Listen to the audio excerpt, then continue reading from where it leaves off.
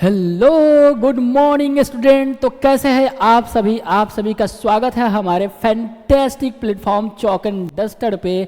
हम लोग लगातार most important concept, previous year questions के इंपॉर्टेंट क्वेश्चन और उसके साथ साथ मोस्ट एक्सपेक्टेड क्वेश्चन जो हमारे 10वीं कक्षा के परीक्षा में आने वाला है उसको करते जा रहे हैं।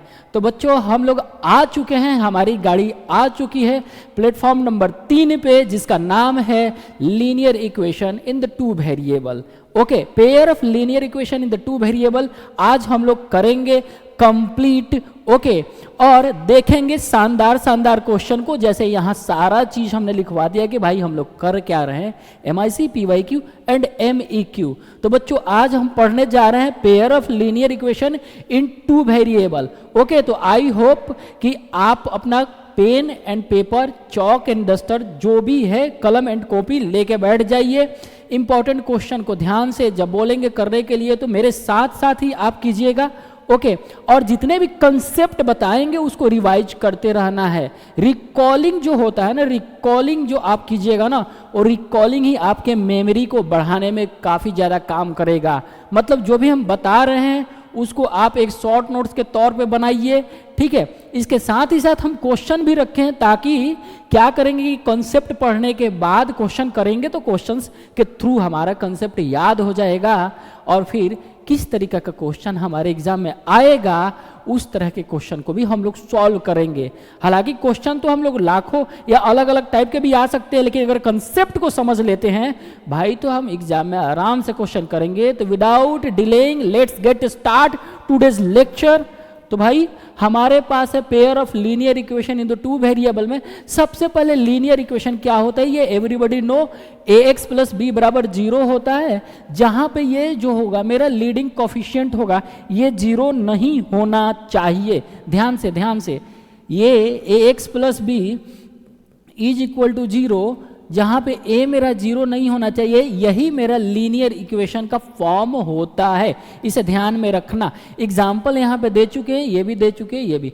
a और b रियल नंबर होगा, a मेरा 0 नहीं होगा, ये भी रियल नंबर होगा, a और b दोनों रियल नंबर होगा, लेकिन a मेरा 0 नहीं हो सकता है, ठीक है। तो आई होप आप समझ गए होंगे। इस तरीके का जहां पे भी आपको एग्जाम्पल देखने को मिलेगा समझ जाइए ये लीनियर इक्वेशन है। और वो भी कितने वेरिएबल के, तो सिंगल वेरिएबल, एक वेरिएबल x दिखाई दे रहा है, यहाँ पे भी x है, यहाँ पे भी y है, ठीक है। तो सिंगल वेरिएबल ही दिखाई दे रहा है, ये हमारा लीनियर इक्वेशन हो गया वन वेरिएबल का।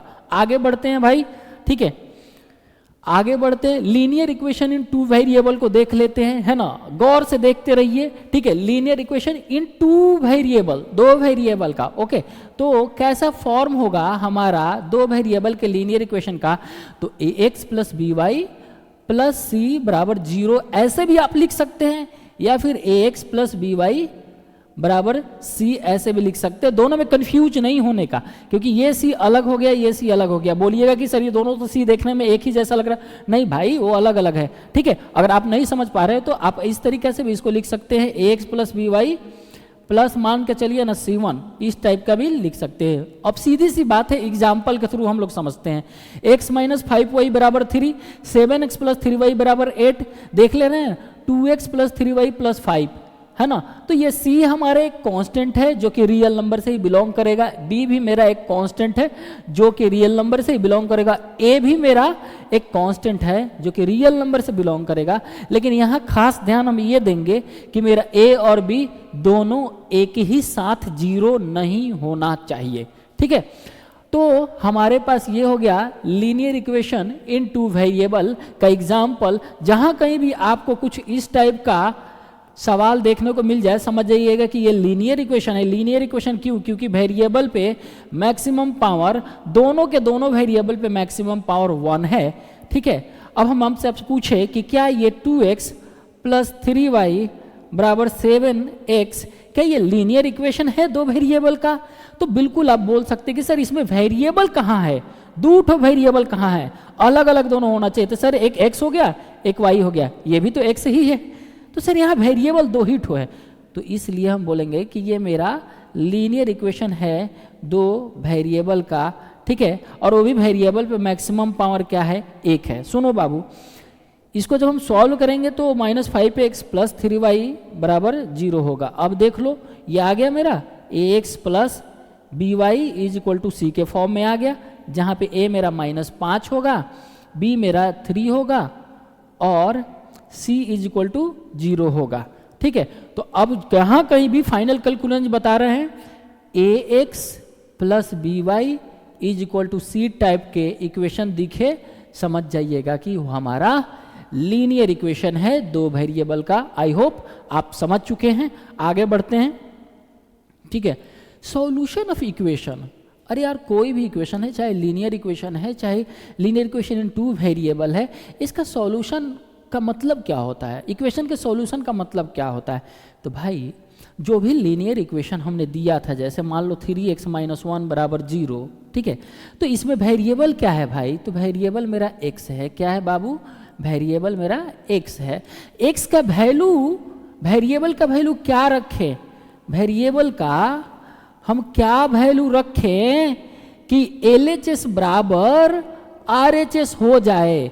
अगर x का जो भी वैल्यू हम यहाँ पे रखेंगे उस पे LHS जो भी है वो RHS के बराबर हो जा रहा है, तो समझ जाइएगा कि वो वेरिएबल का वैल्यू ही हमारा इक्वेशन का सॉल्यूशन होगा। जैसे सर यहाँ एग्जाम्पल के थ्रू समझाइए ना। ठीक है, 3x - 1 बराबर 0 है, तो x का वैल्यू क्या रखें, तो x का वैल्यू हम सोच सकते हैं अपने मन से, थोड़ा देखना पड़ेगा, और ये इतना आसान नहीं है कि हर बार अपने मन से सोचिएगा और उतना ही आ जाए। हम बोल रहे हैं क्या, x बराबर 1/3 रखिए, हमने अपने मन से सोचा, चलिए ठीक है सर, हमने हिट एंड ट्रायल मेथड अपनाया और x का वैल्यू 1/3 रखा, -1 हमने LHS को उठाया है। ठीक है, LHS में हम क्या किए हैं, x बराबर 1/3 पुट किए हैं, ये कैंसिल 1 - 1, ये मेरा आ गया क्या 0, जो कि कितना के बराबर आ गया, तो RHS के बराबर आ गया। मतलब हमने x बराबर 1/3 पुट किया जब इक्वेशन में, तो LHS बराबर RHS आ जा रहा है। इस कंडीशन में x मेरा जो होगा सॉल्यूशन होगा किसका, तो 3x - 1 बराबर 0 का। ठीक है, ये तो सॉल्यूशन का मतलब हमने बताया। ठीक है, कोई भी इक्वेशन हो, जो भी इक्वेशन होगा उस इक्वेशन में वेरिएबल होगा, वेरिएबल का वह वैल्यू जो इक्वेशन को सेटिस्फाई करे वही हमारा उस इक्वेशन का सॉल्यूशन होगा। और भी हम धीरे धीरे चीज़ों को सीखेंगे। ठीक है, जैसे यहाँ पे सॉल्यूशन ऑफ इक्वेशन को देखते हैं, तो x का वैल्यू क्या रखें कि LHS बराबर RHS आ जाए, तो एक काम करो ना यार, है ना, ये हम क्या रखें सोचते रह जाएंगे, इसको सॉल्व कर लो। ठीक है, एक्चुअली में क्या रखें ताकि LHS बराबर RHS आ जाए, वही हमारा काम करने वाला है सॉल्यूशन। लेकिन अब हम क्या किए, इसको सॉल्व किए तो x बराबर -5/3 आ गया, x बराबर -5/3 आ गया। अगर ये आप पुट करते हो तो LHS बराबर RHS हो जाएगा। तो हम क्या कर रहे हैं, वेरिएबल के जगह 3 × -5/3 रख दे रहे हैं, x के जगह +5, हमने LHS को लिया, 3 से 3 कैंसिल हो गया, -5 +5, आगे बढ़े और ये आ गया 0, तो RHS के बराबर आ गया। तो ये मेरा किसके बराबर आ गया, RHS के बराबर। हैंस हम क्या बोल सकते हैं, हम बोल सकते हैं x बराबर -5/3 is a solution of 3x + 5 बराबर 0। ठीक है, इसी लीनियर इक्वेशन का ये सॉल्यूशन हो गया।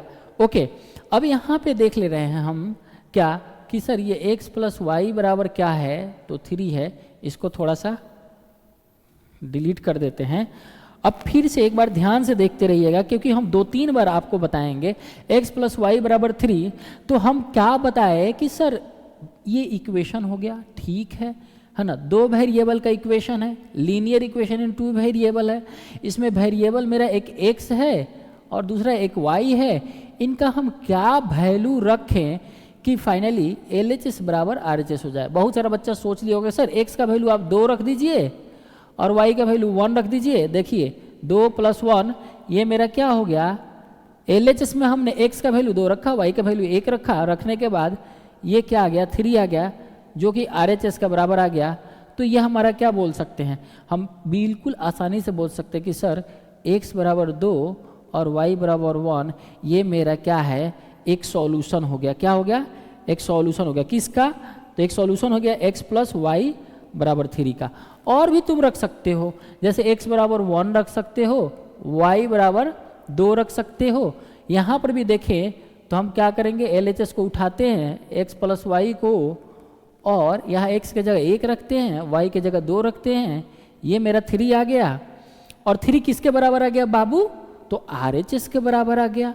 तो LHS बराबर यहाँ पे हो गया क्या मेरा RHS।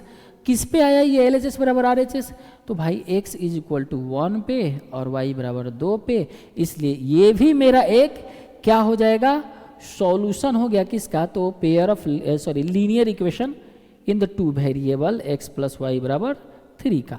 ठीक है, तो ये आप देख पा रहे हैं। और इस तरीका से इसमें अगर देखा जाए तो x और y का बहुत सारा ऐसा वैल्यू होगा जिसको कंबाइन करके 3 बनाया जा सकता है। आप ही सोचिए ना जरा कि आप 3 किस किस तरीके से बना सकते हैं। तो बोल सकते हैं, ऐसा करते हैं सर 0.5 प्लस 3 2.5 0.5 एंड 2.5 इसको लेके हम 3 बना सकते हैं। 1,2 इसको लेके हम 3 बना सकते हैं, है ना। 1.5 1.5 ये लेके 3 बना सकते हैं। 2,1 ये लेके 0.3 बना सकते हैं।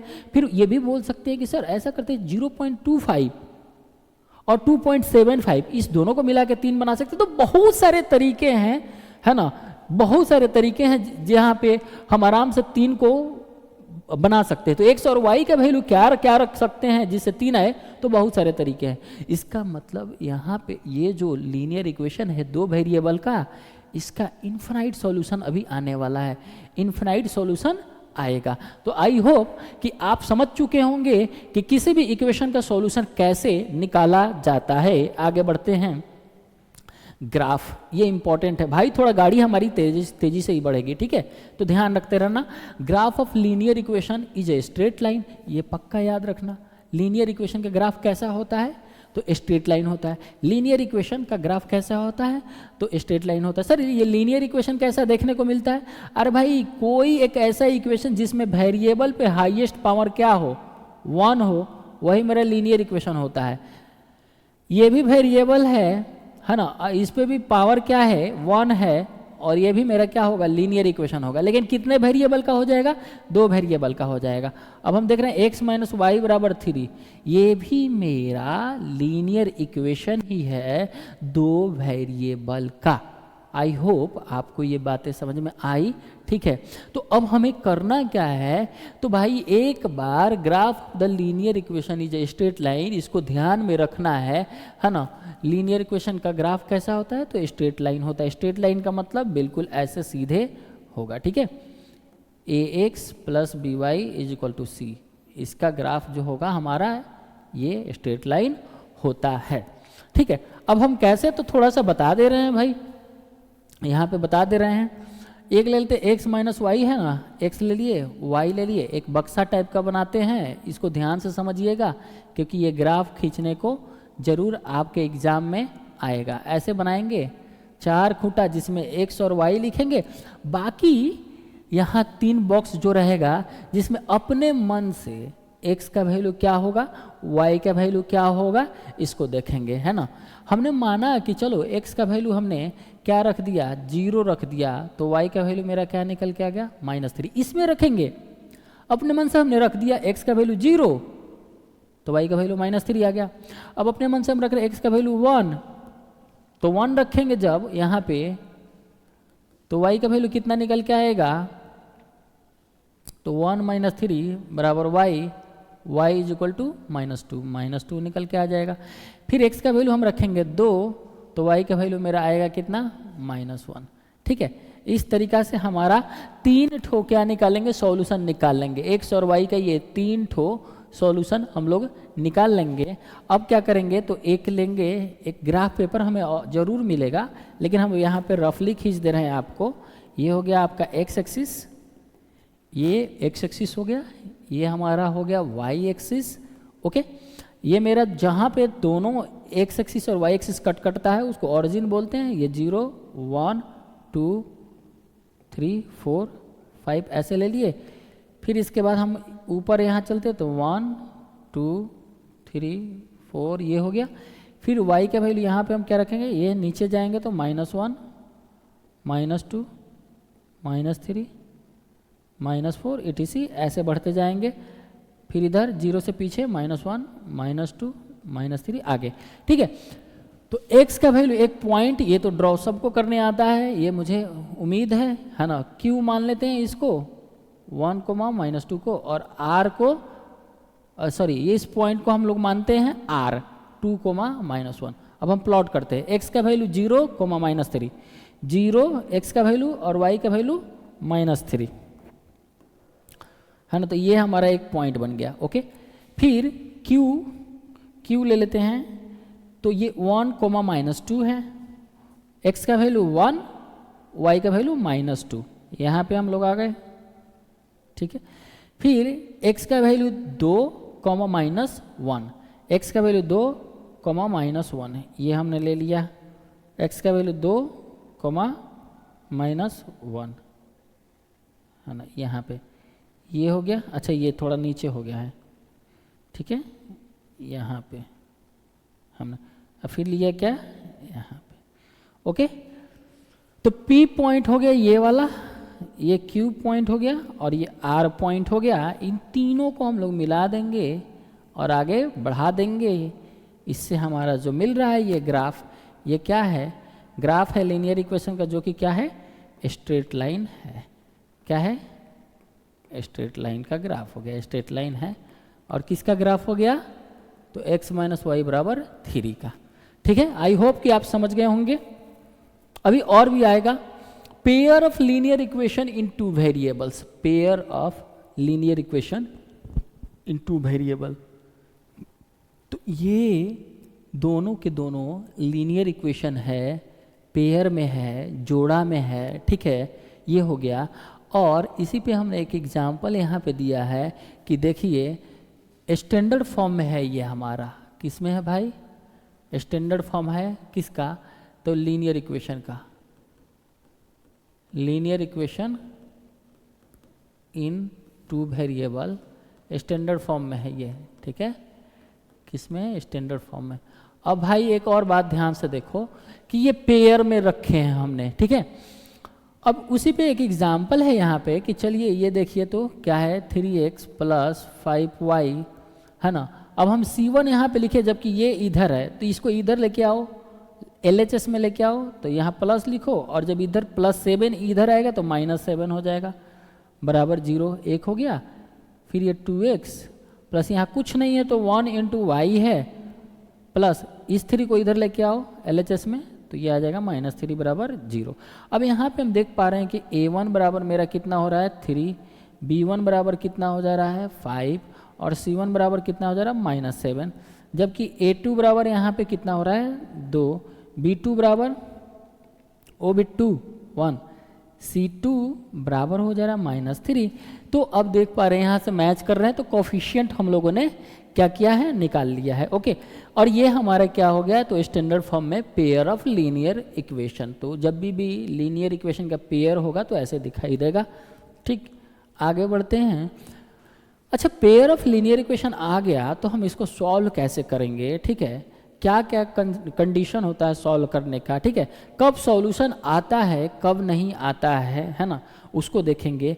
तो condition of the solution of pair of linear equation, pair of linear equation, linear equation के सॉल्यूशन आएगा उसका क्या कंडीशन है। तो मान लीजिए कि आपके पास ये 2 ठो लीनियर इक्वेशन दिया हुआ रहेगा। 2 ठो का मतलब ही होता है pair of linear equation in the 2 variable दिया हुआ रहेगा। कंसिस्टेंट मतलब कि सॉल्यूशन होगा, क्या होगा, कंसिस्टेंट का मतलब होता है कि इन दोनों के x और y का वैल्यू आएगा।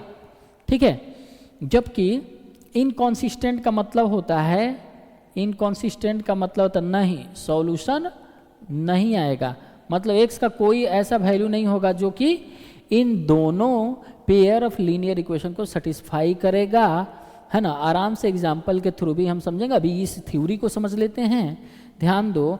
कंसिस्टेंट होगा तो सॉल्यूशन कितना कितना तरीका से आ सकता है।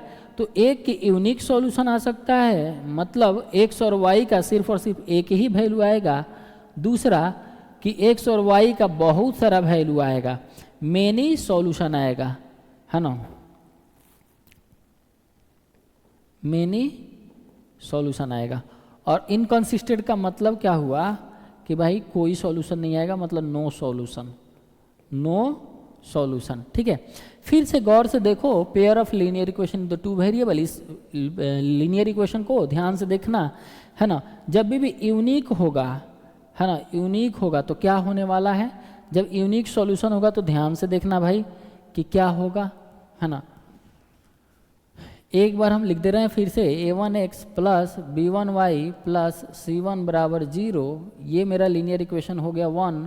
फिर a2x plus b2y plus c2 बराबर हो गया 0, ये मेरा हो गया दूसरा, ये पहला लीनियर इक्वेशन, ये दूसरा लीनियर इक्वेशन। अब बाय डिफ़ॉल्ट लीनियर इक्वेशन बोल रहे हैं तो यहाँ पे समझ जाना कि दो वेरिएबल का लीनियर इक्वेशन की बात चल रही है। ठीक है, तो यूनिक सॉल्यूशन होगा तो सर इसमें क्या होने वाला है, तो यूनिक सॉल्यूशन जब होगा तो इसका यूनिक सॉल्यूशन का कंडीशन होगा क्या कि यहाँ पे a1 डिवाइडेड बाई a2 बराबर हो जाएगा, है ना, b1 डिवाइडेड बाई b2 के, और ये बराबर हो जाएगा c1 बाई c2 के। जब भी यूनिक सॉल्यूशन आएगा तो ठीक है, तो यूनिक सॉल्यूशन जब आएगा तो मेरा क्या होगा, a1 divided by a2 is not equal to b1 by b2, ये हो जाएगा। ठीक है, तो ये तीनों चीज़ें हम लोग करते हैं, लेकिन ये क्या हो जाएगा ना, यहाँ पे इस चीज़ को हम लोग इग्नोर करेंगे। ठीक है, इस चीज़ को इग्नोर करेंगे। यहाँ पे जब भी लीनियर इक्वेशन का दो वेरिएबल का यूनिक सॉल्यूशन आएगा तो a1 by a2 is not equal to b1 by b2 होता है। ठीक है, फिर अगर हम देखते हैं कि मेनी सॉल्यूशन अगर आ गया, तो मेनी सॉल्यूशन आ गया तो क्या होता है, क्या होता है भाई, तो हम लोग जानते हैं कि क्या होता है भाई, यहाँ पे a1 by a2 is equal to b1 by b2 हो जाएगा, is equal to c1 by c2 हो जाएगा। ये कंडीशन होता है ना। इस कंडीशन पे हमारे इस पेयर ऑफ लीनियर इक्वेशन का बहुत सारा सॉल्यूशन आता है। ठीक है, फिर इसके बाद नो सॉल्यूशन। ठीक है, नो सॉल्यूशन जब आएगा मतलब कोई भी सॉल्यूशन ही नहीं आएगा, उस समय क्या कंडीशन होगा, तो उस समय जो हमारे पास कंडीशन होगा वो होगा क्या कि a1 बाई a2 तो होगा, वो b1 बाई b2 के बराबर होगा, लेकिन ये सब c1 बाई c2 के बराबर नहीं होगा। याद रखना क्या, a1 by a2 is equal to b1 by b2 but not equal to c1 by c2, ये होगा। ठीक है, अब जब यूनिक सॉल्यूशन आएगा तो दोनों हर यहाँ पे लीनियर इक्वेशन का ग्राफ जो होता है, अभी अभी हम लोगों ने देखा एक स्ट्रेट लाइन होता है। ठीक है, तो अगर यूनिक सॉल्यूशन आएगा तो इन दोनों इक्वेशन का ग्राफ जो होगा ना, दोनों इक्वेशन का जो ग्राफ होगा वो इंटरसेक्टिंग होगा, मतलब दोनों straight line intersecting straight line होंगे, इंटरसेक्टिंग लाइन होंगे। ठीक है, और दोनों जब कट करेंगे, इंटरसेक्ट करने का मतलब एक ही पॉइंट पे यहाँ पे कट करेगा, इसका ये पॉइंट ऑफ इंटरसेक्शन हो गया, और ये एक ही ठो आ रहा है, सिर्फ एक ही कॉमन पॉइंट आ रहा है ना, तो एक ही कॉमन पॉइंट आ रहा है, पॉइंट ऑफ इंटरसेक्शन। और इस केस में क्या होगा, वो यूनिक सॉल्यूशन होगा। तो ग्राफ देख के भी आप बता सकते हैं कि अच्छा ऐसा दोनों का ग्राफ दिया गया है, दोनों स्ट्रेट लाइन है, अगर इंटरसेक्टिंग है, इस तरीके का ग्राफ है तो समझिएगा कि यूनिक सॉल्यूशन होगा। अगर यूनिक सॉल्यूशन है तो आप ये कंडीशन लगा सकते हैं और क्वेश्चन को सॉल्व कर सकते हैं। फिर मेनी सॉल्यूशन होगा तो क्या होगा ना कि ये स्ट्रेट लाइन हो गया, मान लीजिए कि पहला वाले का। ठीक है, और इसी पे क्या होगा, दूसरा स्ट्रेट लाइन कॉन्साइड कर जाता है। अब दूसरा स्ट्रेट लाइन कॉन्साइड कर जाता है तो बहुत सारा पॉइंट हमको क्या हो जाता है, मिल जाता है, बहुत सारा कॉमन पॉइंट मिल जाता है लाइन 1 और लाइन 2 में, मतलब इक्वेशन 1 और इक्वेशन 2। इक्वेशन 1 के ग्राफ भी स्ट्रेट लाइन, इक्वेशन 2 का भी ग्राफ स्ट्रेट लाइन, दोनों कॉन्साइड कर जाते हैं।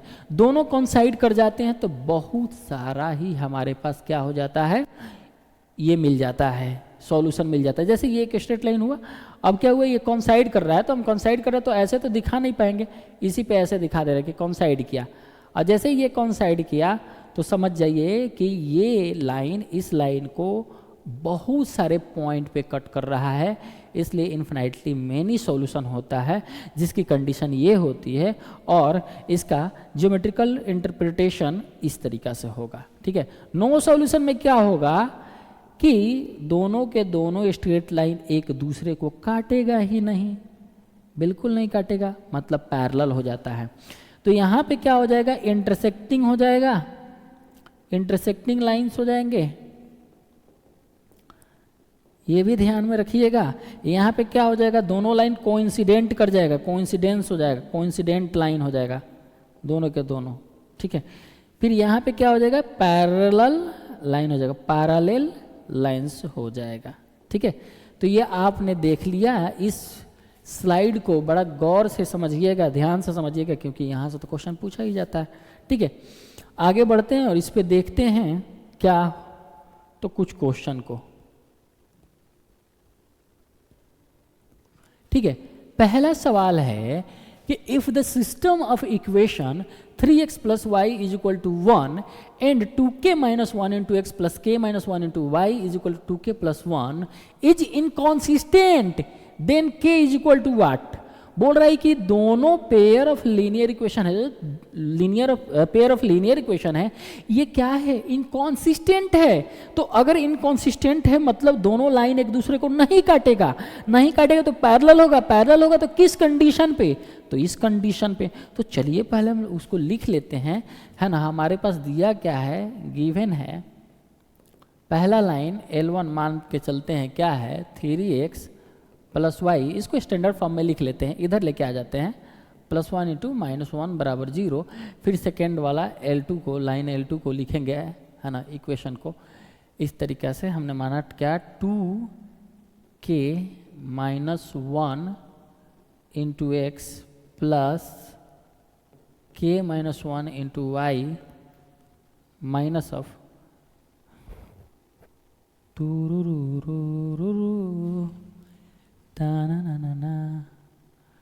माइनस,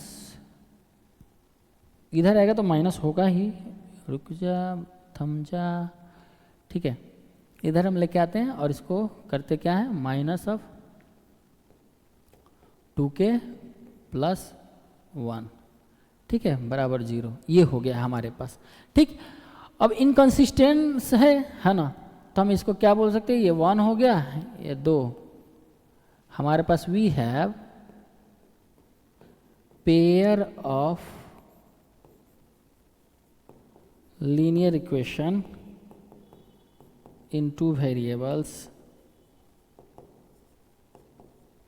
है ना, and it has no solution, that means inconsistent, it is inconsistent, it is inconsistent, inconsistent। इसलिए क्या बोल सकते हैं कि a1 by a2 is equal to b1 by b2 but not equal to c1 by c2। तो हम क्या कर लेंगे, यहाँ पे a1 कितना है भाई, तो 3 है, a2 कितना है, तो 2k - 1 है।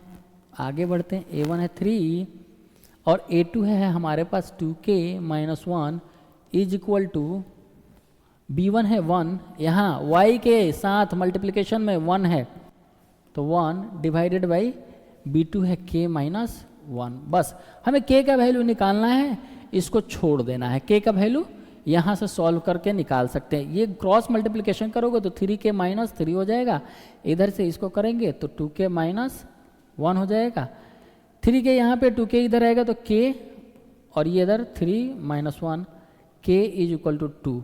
तो k बराबर 2 पे जो होगा हमारा ना, ये कैसा आएगा सॉल्यूशन, तो इनकंसिस्टेंट हो जाएगा। तुम क्या करना भाई, वेरीफाई अगर करना है तो k का वैल्यू 2 रखना, ठीक है, k का वैल्यू इसमें 2 रखना और फिर सॉल्व करना, देखना कोई सॉल्यूशन ही नहीं आएगा, ठीक है। आगे बढ़ते हैं, नेक्स्ट क्वेश्चन है हमारे पास, find the value of k for which the pair of linear equation. ये बड़ा आसान है, ये क्वेश्चन आसान है और ये क्वेश्चन सब आया हुआ ही है, PYQ है, भले नहीं लिखे हैं PYQ लेकिन है PYQ, ठीक है। ओके, तो find the value of k for which the pair of linear equation इतना एंड इतना हैज़ यूनिक सॉल्यूशन। तुम बताओ pair of linear equation has अगर यूनिक सॉल्यूशन होता है तो क्या होता है, pair of linear equation has unique solution, अगर है यूनिक सॉल्यूशन आ रहा है तो क्या होता है, तो क्या बोल सकते हैं कि a1/a2 is not equal to b1/b2। अब आगे बढ़ते हैं, है ना। हमारे पास क्या दिया हुआ है यार 3x + 2y। तुम चाहो तो इधर भी कर सकते हो, है ना, आराम से लिख सकते हो, है ना। अपना इक्वेशन क्या दिया गया है तो देख ही लेते हैं। 3x + 2y -5 को इधर लेके आओ, +5 = 0। ये मेरा इक्वेशन 1 हो गया। फिर ये x - ky तो हम लिख देंगे 1 × x - k × y प्लस, अच्छा प्लस नहीं है यहाँ पे, बराबर 2 है तो बराबर 2 इधर आएगा तो -2 = 0 हो जाएगा। ये दूसरा हो गया। फिर a1 कितना है तो 3 है, a2 कितना है तो 1 है। a1 3 है, a2 1 है, is not equal to b1 कितना है 2 है और b2 कितना है -k। क्रॉस मल्टीप्लिकेशन करो, -3k is not equal to 2, k is not equal to -2/3 हो जाएगा। ये जब -3 से जब डिवाइड करोगे तो k is not equal to, इसको पढ़ते कैसे, k is not equal to -2/3। मतलब k का वैल्यू तो सब कुछ हो सकता है। k is real number, k is real number but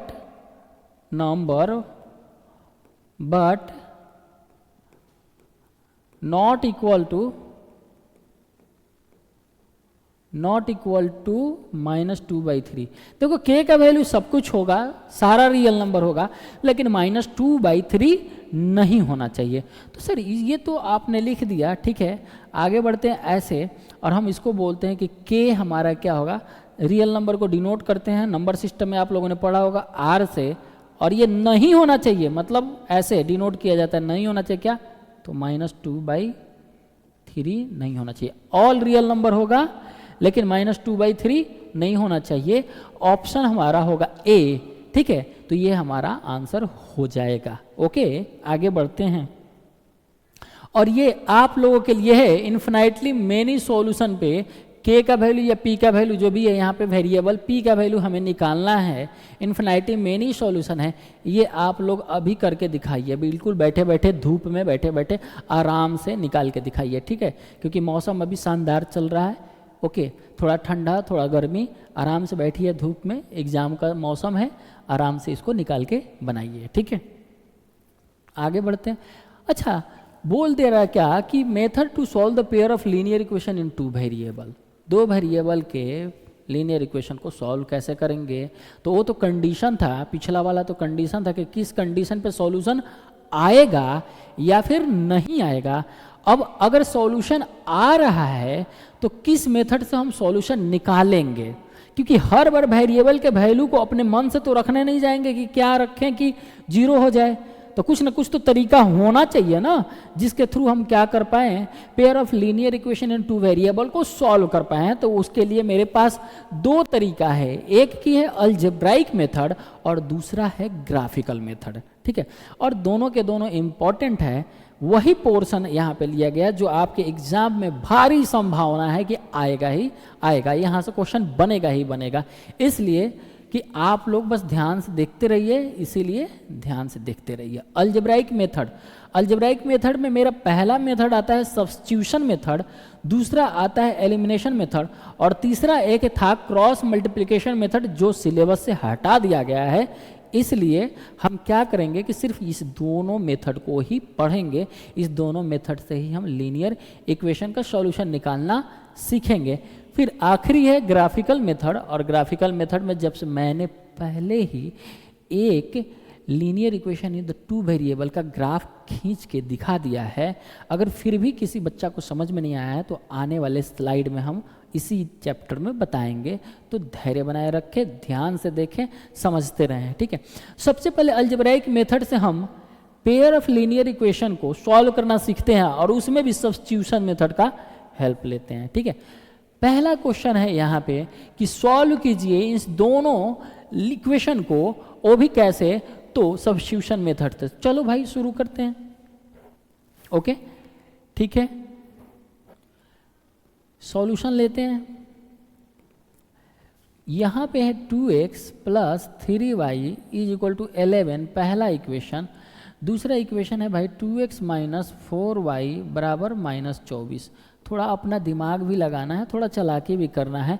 देख पा रहे हो यहाँ पे कि दूसरा जो इक्वेशन दिया गया है इसमें से 2 कॉमन लेके इसको काट के और भी छोटा बना सकते हैं, तो हम इसको कर लेंगे। ठीक है, 2 कॉमन ले लेते हैं, ये बाबू आ गया x minus 2y is equal to minus 24, काटेंगे आगे बढ़ेंगे, x minus 2y is equal to minus 12, इसको ले लिया हमने तीसरा इक्वेशन। ठीक है, अब क्या करते हैं, तो x बराबर माइनस 12 प्लस 2y ऐसे लिख लेंगे। x बराबर कोई भी एक वेरिएबल का वैल्यू, कोई भी एक वेरिएबल को दूसरे वेरिएबल के फॉर्म में लिख लेंगे। तो हमने क्या किया, लिखा 2y माइनस 12 हमने लिख लिया। ठीक है, इसको मान लो चौथा, और इसको क्या करो, इसको हमको पुट कर दो या पुट कर दो या फिर सब्स्टिट्यूट कर दो, सब्स्टिट्यूट कर दो किस में, तो इन इक्वेशन 1 में हम कर दिए। अब इसको ले जाके हम कर रहे हैं, तो इसको कर रहे हैं, तो 2x के जगह कितना रखेंगे बाबू, 2y minus 12, 2y minus 12 plus 3y is equal to 11। अब आगे इसको सॉल्व करना है, 2 2 जा 4y 24 माइनस का आ जाएगा plus 3y is equal to 11। अब आगे देख रहे हैं 4y प्लस 3y 7y। हमने जब x के वैल्यू को y के रूप में सब्स्टिट्यूट किया तो जो आने वाला मेरा इक्वेशन बना वो सिर्फ और सिर्फ सिंगल वेरिएबल का बन गया, और सिंगल वेरिएबल का बन गया तो हम आराम से वहाँ से वेरिएबल को निकाल पाएंगे, आराम से वहाँ से वेरिएबल को निकाल पाएंगे। आगे बढ़ते हैं, ये 7y बराबर 11 प्लस 24, यहाँ पे आगे बढ़े 7y इज इक्वल टू कितना हो जाएगा भाई, 34 एक 35 हो गया। y का वैल्यू क्या निकल के आएगा, y का वैल्यू मेरा निकल के आ जाएगा 35/7। ठीक है, y इज इक्वल टू 5 आ गया। y का वैल्यू जैसे ही 5 आएगा हम फिर से ले जाके इसको क्या करेंगे, सब्स्टिट्यूट कर देंगे, सब्स्टिट्यूट इन इक्वेशन 4, 4 नंबर में 4 में पुट कर देंगे। तो x इज इक्वल टू मेरा आ गया 2y minus 12, x is equal to y की जगह 5 पुट कर दिए माइनस 12। आगे बढ़े 10 माइनस 12, ये मेरा आ गया x का वैल्यू माइनस 2। तो x का वैल्यू माइनस 2, y का वैल्यू 5 आ गया। अब हमारे पास क्या है, तो find the value of m for which y is equal to mx plus 3। भाई कोई गलती नहीं करे, ये वही y है जो यहाँ पे है और यही x है जो यहाँ पे है। मतलब ये x और y जो हमारे पास है ना यहाँ पे, ये वाला वेरिएबल, वही x और y यहाँ पे भी है। तो जो हमारे पास सॉल्यूशन आया इस पेयर ऑफ लीनियर इक्वेशन का, वो सॉल्यूशन इसको सेटिस्फाई करेगा। यहाँ पे अगर हम x के वैल्यू को रखते हैं और y के वैल्यू को रखते हैं जो यहाँ आया है, तो हमको क्या करेगा, सेटिस्फाई करेगा। तो अब हम निकालेंगे, यहाँ पे क्या निकालेंगे, m का value. Now y is equal to m x plus 3, y मेरा आ गया 5, m कितना है भैया, m तो निकालना है, x का वैल्यू माइनस 2 प्लस 3। आगे बढ़ते हैं, यहाँ करेंगे तो ये मेरा क्या आ जाएगा, minus 2m plus 3 is equal to 5। आगे बढ़ते हैं, minus 2m is equal to 5 minus 3, minus 2m is equal to 2, और यहाँ से मेरा m का वैल्यू जो निकल के आएगा वो -1 निकल के आ गया। तो यही हमारे पास फाइनल आंसर था। m का वैल्यू क्या आया, m का वैल्यू मेरे पास आ गया m इज इक्वल टू -1, ये हमारा हो जाएगा आंसर। ठीक है, तो सब्स्टिट्यूशन मेथड से हम इस तरीका से क्वेश्चन को कर पाएंगे। ठीक है, आराम से। ओके, आई होप कि आपको ये समझ में आई होगी। आगे बढ़ते हैं, एलिमिनेशन मेथड को देखते हैं। एलिमिनेशन मेथड का मतलब क्या था, सब्स्टिट्यूशन मेथड का तो मतलब था कि एक जगह से उठा के वेरिएबल के वैल्यू को दूसरे इक्वेशन में प्रतिस्थापित कर दिए, सब्स्टिट्यूट कर दिए। एलिमिनेशन का मतलब नॉर्मली ऐसे लोग बोलते हैं ना कि एलिमिनेट हो गया, मतलब छटा गया, कटा गया, कैंसिल आउट हो गया, निकल गया।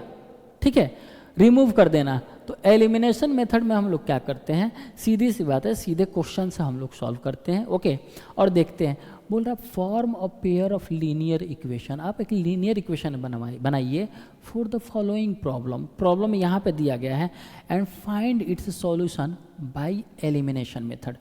एलिमिनेशन मेथड से जो पेयर ऑफ लीनियर इक्वेशन बनाएंगे दो वेरिएबल का, उसका सॉल्यूशन निकालना है। तो ये क्वेश्चन काफ़ी ज़्यादा इम्पॉर्टेंट है, इसको ध्यान से समझने की ज़रूरत है।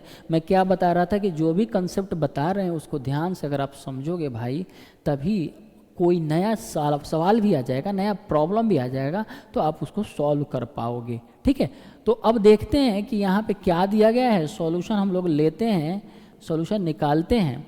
बोल क्या रहा है, the sum of the digits of a 2-digit number is 9.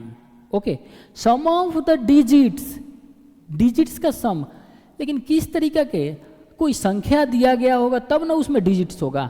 तो देखो ना ध्यान से, the sum of the digits of a 2-digit number. तो 2 डिजिट का नंबर है कोई, तो हम मान लेंगे क्या कि 2 डिजिट का नंबर तो नॉर्मली ऐसे होता है ना, जैसे हम लोग देखते हैं ना, जैसे देखो 2 डिजिट का नंबर कहाँ से कहाँ तक होगा, 10 से लेकर 99 तक।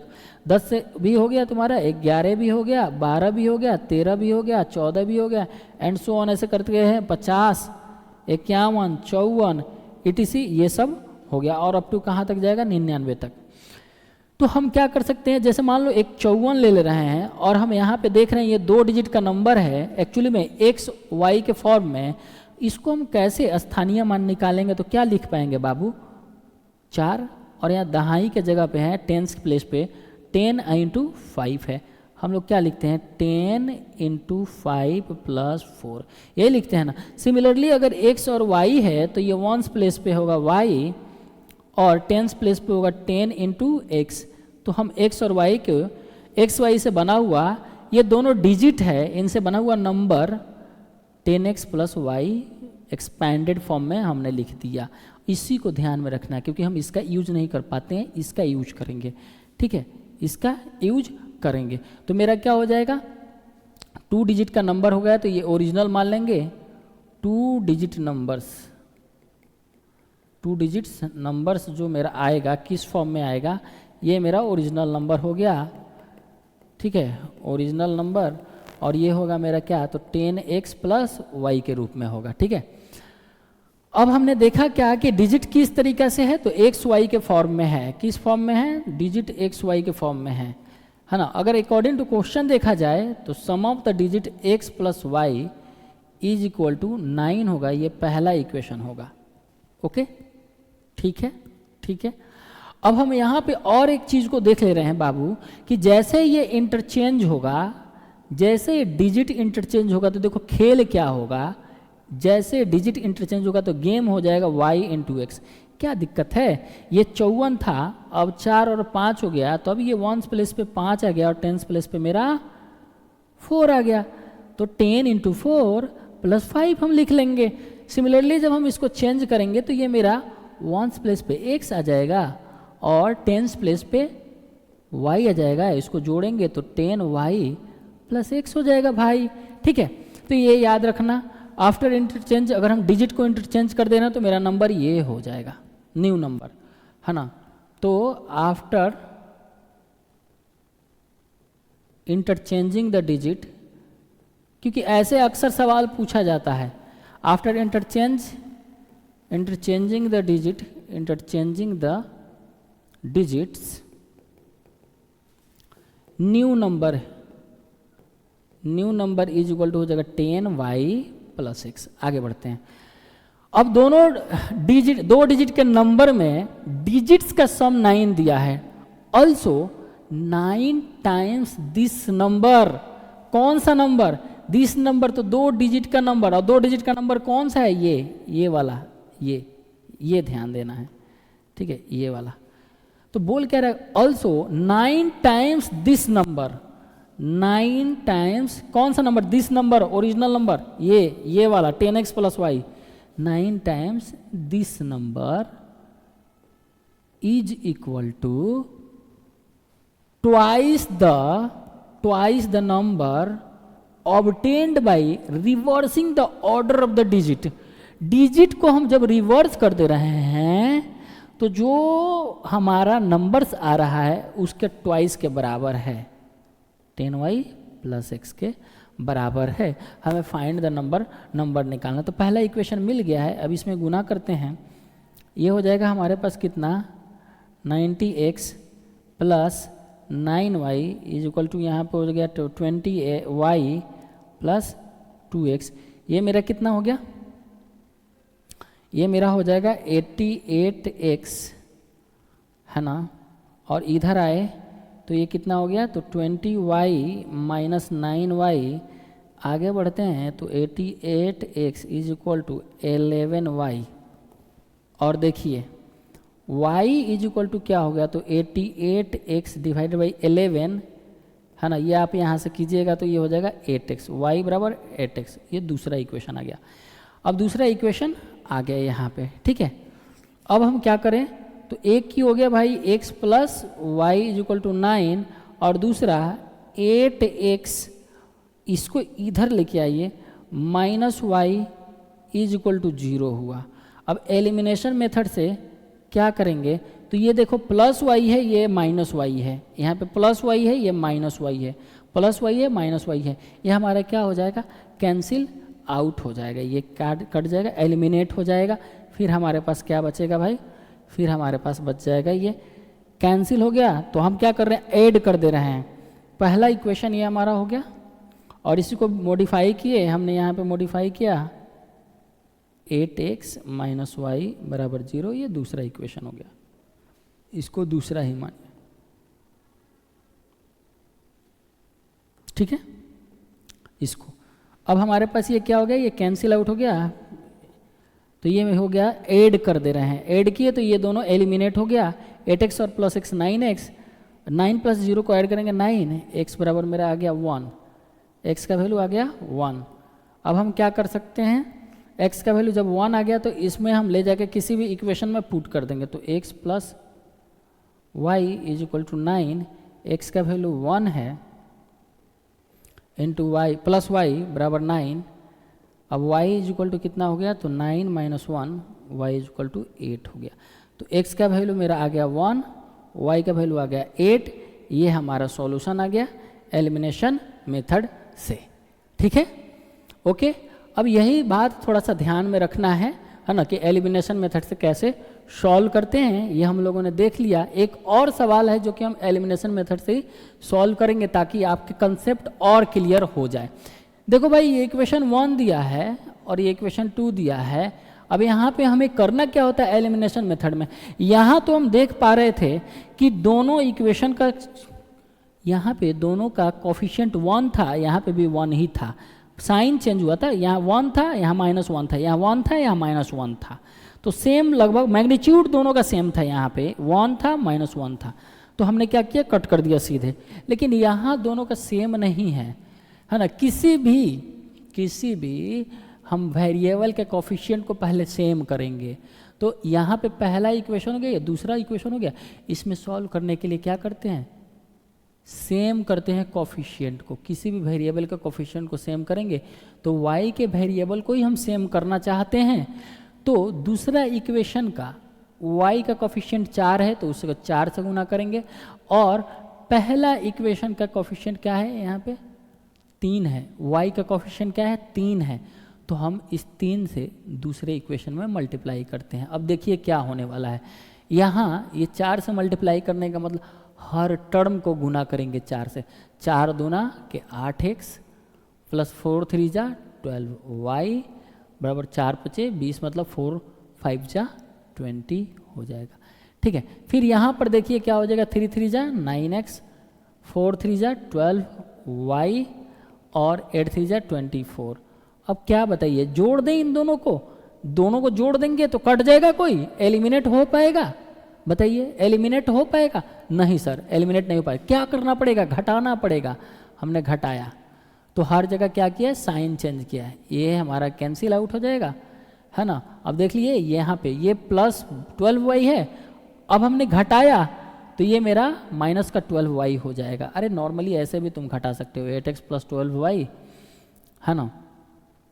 और LHS को LHS से घटाते हैं, minus into 9x plus 12y, और RHS को RHS से घटाएंगे तो वही आएगा चीज़ें भाई, कट कूट के यही आएगा। देखो 12y प्लस का 12y, यहाँ पे माइनस का 12y कैंसिल हो जाएगा, तो चीज़ें वही आती है, कोई दिक्कत नहीं है। 8x में से माइनस 9x जाएगा तो माइनस का x, 20 में से माइनस 24 जाएगा तो माइनस का 4, x इज इक्वल टू मेरा आ गया 4। ठीक है, अब हम इसको क्या करेंगे तो पुट कर देंगे, किसी भी इक्वेशन में पुट कर दीजिए, पुट इन 1। तो 2x के जगह क्या पुट करें तो 4 plus 3 into y is equal to 5, ये हो गया 8 plus 3y is equal to 5, 3y is equal to 5 minus 8, 3y is equal to minus 3, y is equal to minus 1। तो मेरा यहाँ पे आ गया x का वैल्यू 4, y का वैल्यू माइनस 1। ये हो गया हमारा सॉल्यूशन, वो भी बाई एलिमिनेशन मेथड से। ठीक है, आगे बढ़ा जाए, है ना। अब आप क्या करना है, ये ग्राफिकल मेथड से सीधे क्वेश्चन को सॉल्व कर रहे हैं। ठीक है, ग्राफिकल मेथड से देखते हैं कि इस क्वेश्चन को कैसे सॉल्व करेंगे। ओके, आप इसको ध्यान से देखिए, बड़ा आसान है, इसमें कोई ये दिक्कत नहीं है कि हाँ मुश्किल होने वाला है, एकदम आसान है। आपको ग्राफ पेपर दिया जाएगा, हम यहाँ पे क्या करेंगे, बाई हैंड बनाएंगे। ओके, ये आपका आ गया एक्स एक्सिस, ठीक, ये आपका आ गया क्या वाई एक्सिस, ये आपका आ गया एक्स एक्सिस, और ये हो गया आपका वाई एक्सिस।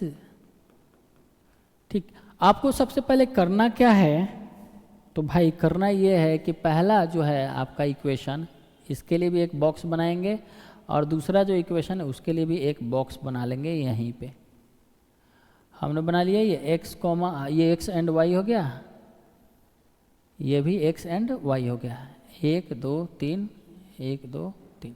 ठीक है, ये हो गया। अब हम यहाँ पे x प्लस वाई बराबर 5 के लिए सोच रहे हैं। x का वैल्यू अगर हम 1 रखते हैं तो y का वैल्यू 4 आने वाला है। x का वैल्यू अगर 2 रखते हैं, यहाँ पे x का वैल्यू 2 पुट करेंगे तो y का वैल्यू आएगा कितना मेरा 3। x का वैल्यू अगर हम 3 पुट करते हैं तो y का वैल्यू 2 आने वाला है। x का वैल्यू 3 पुट करेंगे, y का वैल्यू 2 आने वाला है। ठीक, इस तरीके से 3 पॉइंट हमने निकाल लिया। दूसरे इक्वेशन के लिए भी निकाल रहे हैं, ये पहला इक्वेशन है, ये दूसरा इक्वेशन। दूसरा इक्वेशन के लिए x का वैल्यू अगर आप रखते हैं कितना, x का वैल्यू अगर हम रखते हैं 1 तो y का वैल्यू मेरा निकल के आएगा -2। x का वैल्यू अगर हम 1 रखते हैं तो y का वैल्यू मेरा कितना निकल के आएगा -2। x का वैल्यू अगर हम 2 रखते हैं तो y का वैल्यू मेरा -1 आएगा। इसमें रखिए x का वैल्यू 2 रखिए, इधर आएगा तो 3 - 2 हो जाएगा, 3 - 2 1 होता है, और यहाँ का -1 हो जाएगा। ठीक है, x का वैल्यू जैसे देखिए 2 रख दिए, -y, ये इधर आएगा तो 3 - 2 हो जाएगा, -y इज इक्वल टू 1, तो y इज इक्वल टू -1, यही तो किए। फिर x का वैल्यू आप 3 रखिए तो 3 - 3 y का वैल्यू 0 हो जाएगा। ठीक है, अब यहाँ पे एकदम इक्वल डिस्टेंस पे लेंगे, ये ओरिजिन हो गया, ये 1, ये 2, ये 3, ये 4, ये 5, ये 6। सिमिलरली यहाँ नेगेटिव में -1, -2, -3, -4, -5। यहाँ पे ये 1 2 3 4 5। ठीक है, ये 1 2 3 4 5 इक्वल गैप पे लेना है। ठीक है, इक्वल गैप पे लेना है, वो आपको ग्राफ पेपर दिया हुआ ही रहेगा। ठीक है, तो डोंट वरी, उसके लिए टेंशन ना लो। x is equal to 1 and y is equal to 4। x is equal to हमने क्या लिया 1,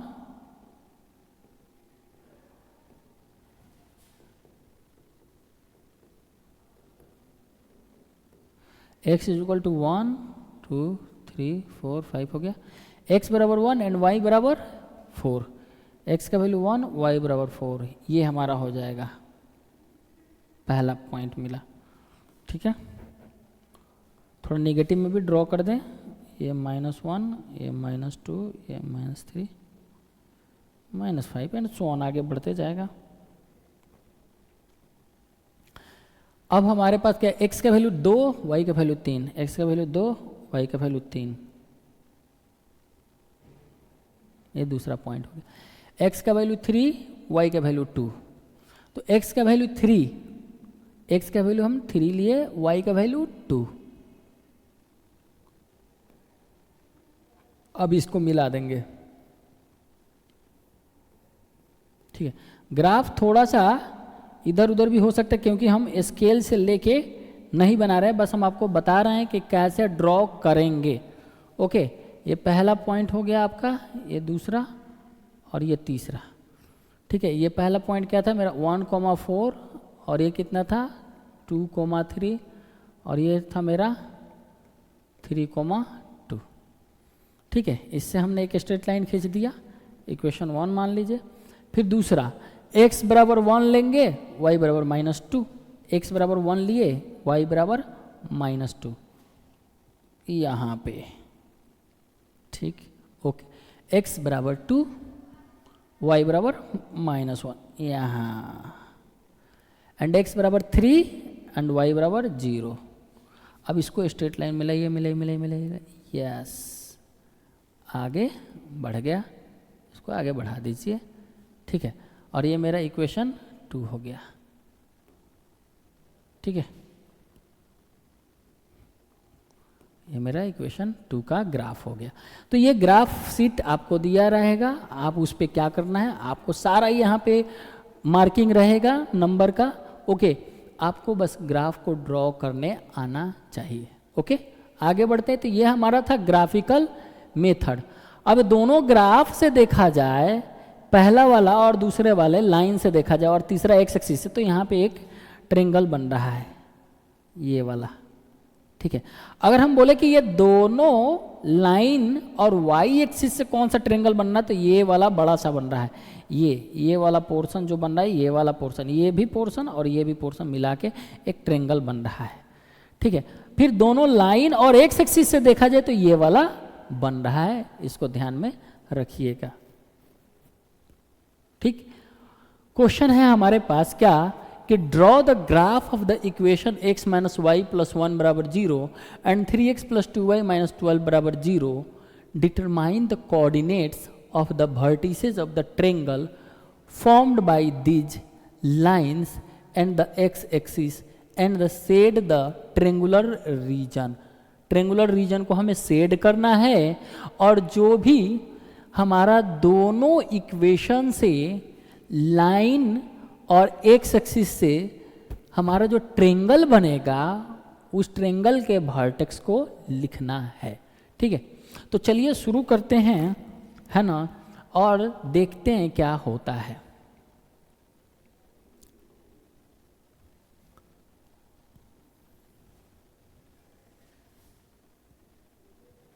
ये हमारा हो गया एक्स एक्सिस और ये हमारा हुआ वाई एक्सिस।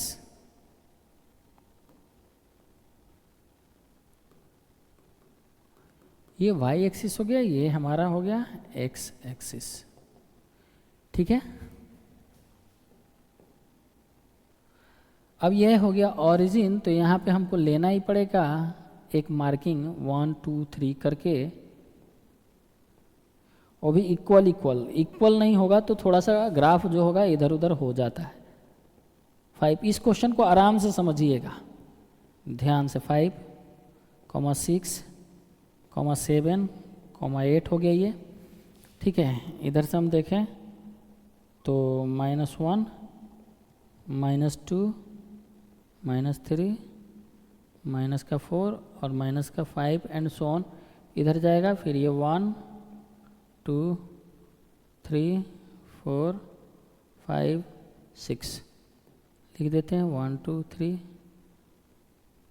4 5 6, नीचे -1 -2 -3 -4 -5 और -6, ओके, ठीक है। अब हम लेते क्या x - y + 1 बराबर 0, है ना। x - y + 1 बराबर जीरो। ठीक है, तो अब हम यहाँ पे ऐसे ही बॉक्स जैसे बनाते थे बॉक्स बनाएंगे। ये हो गया x, ये हो गया y। ठीक, थोड़ा छोटा हो जा रहा है, बड़ा बनाना पड़ेगा।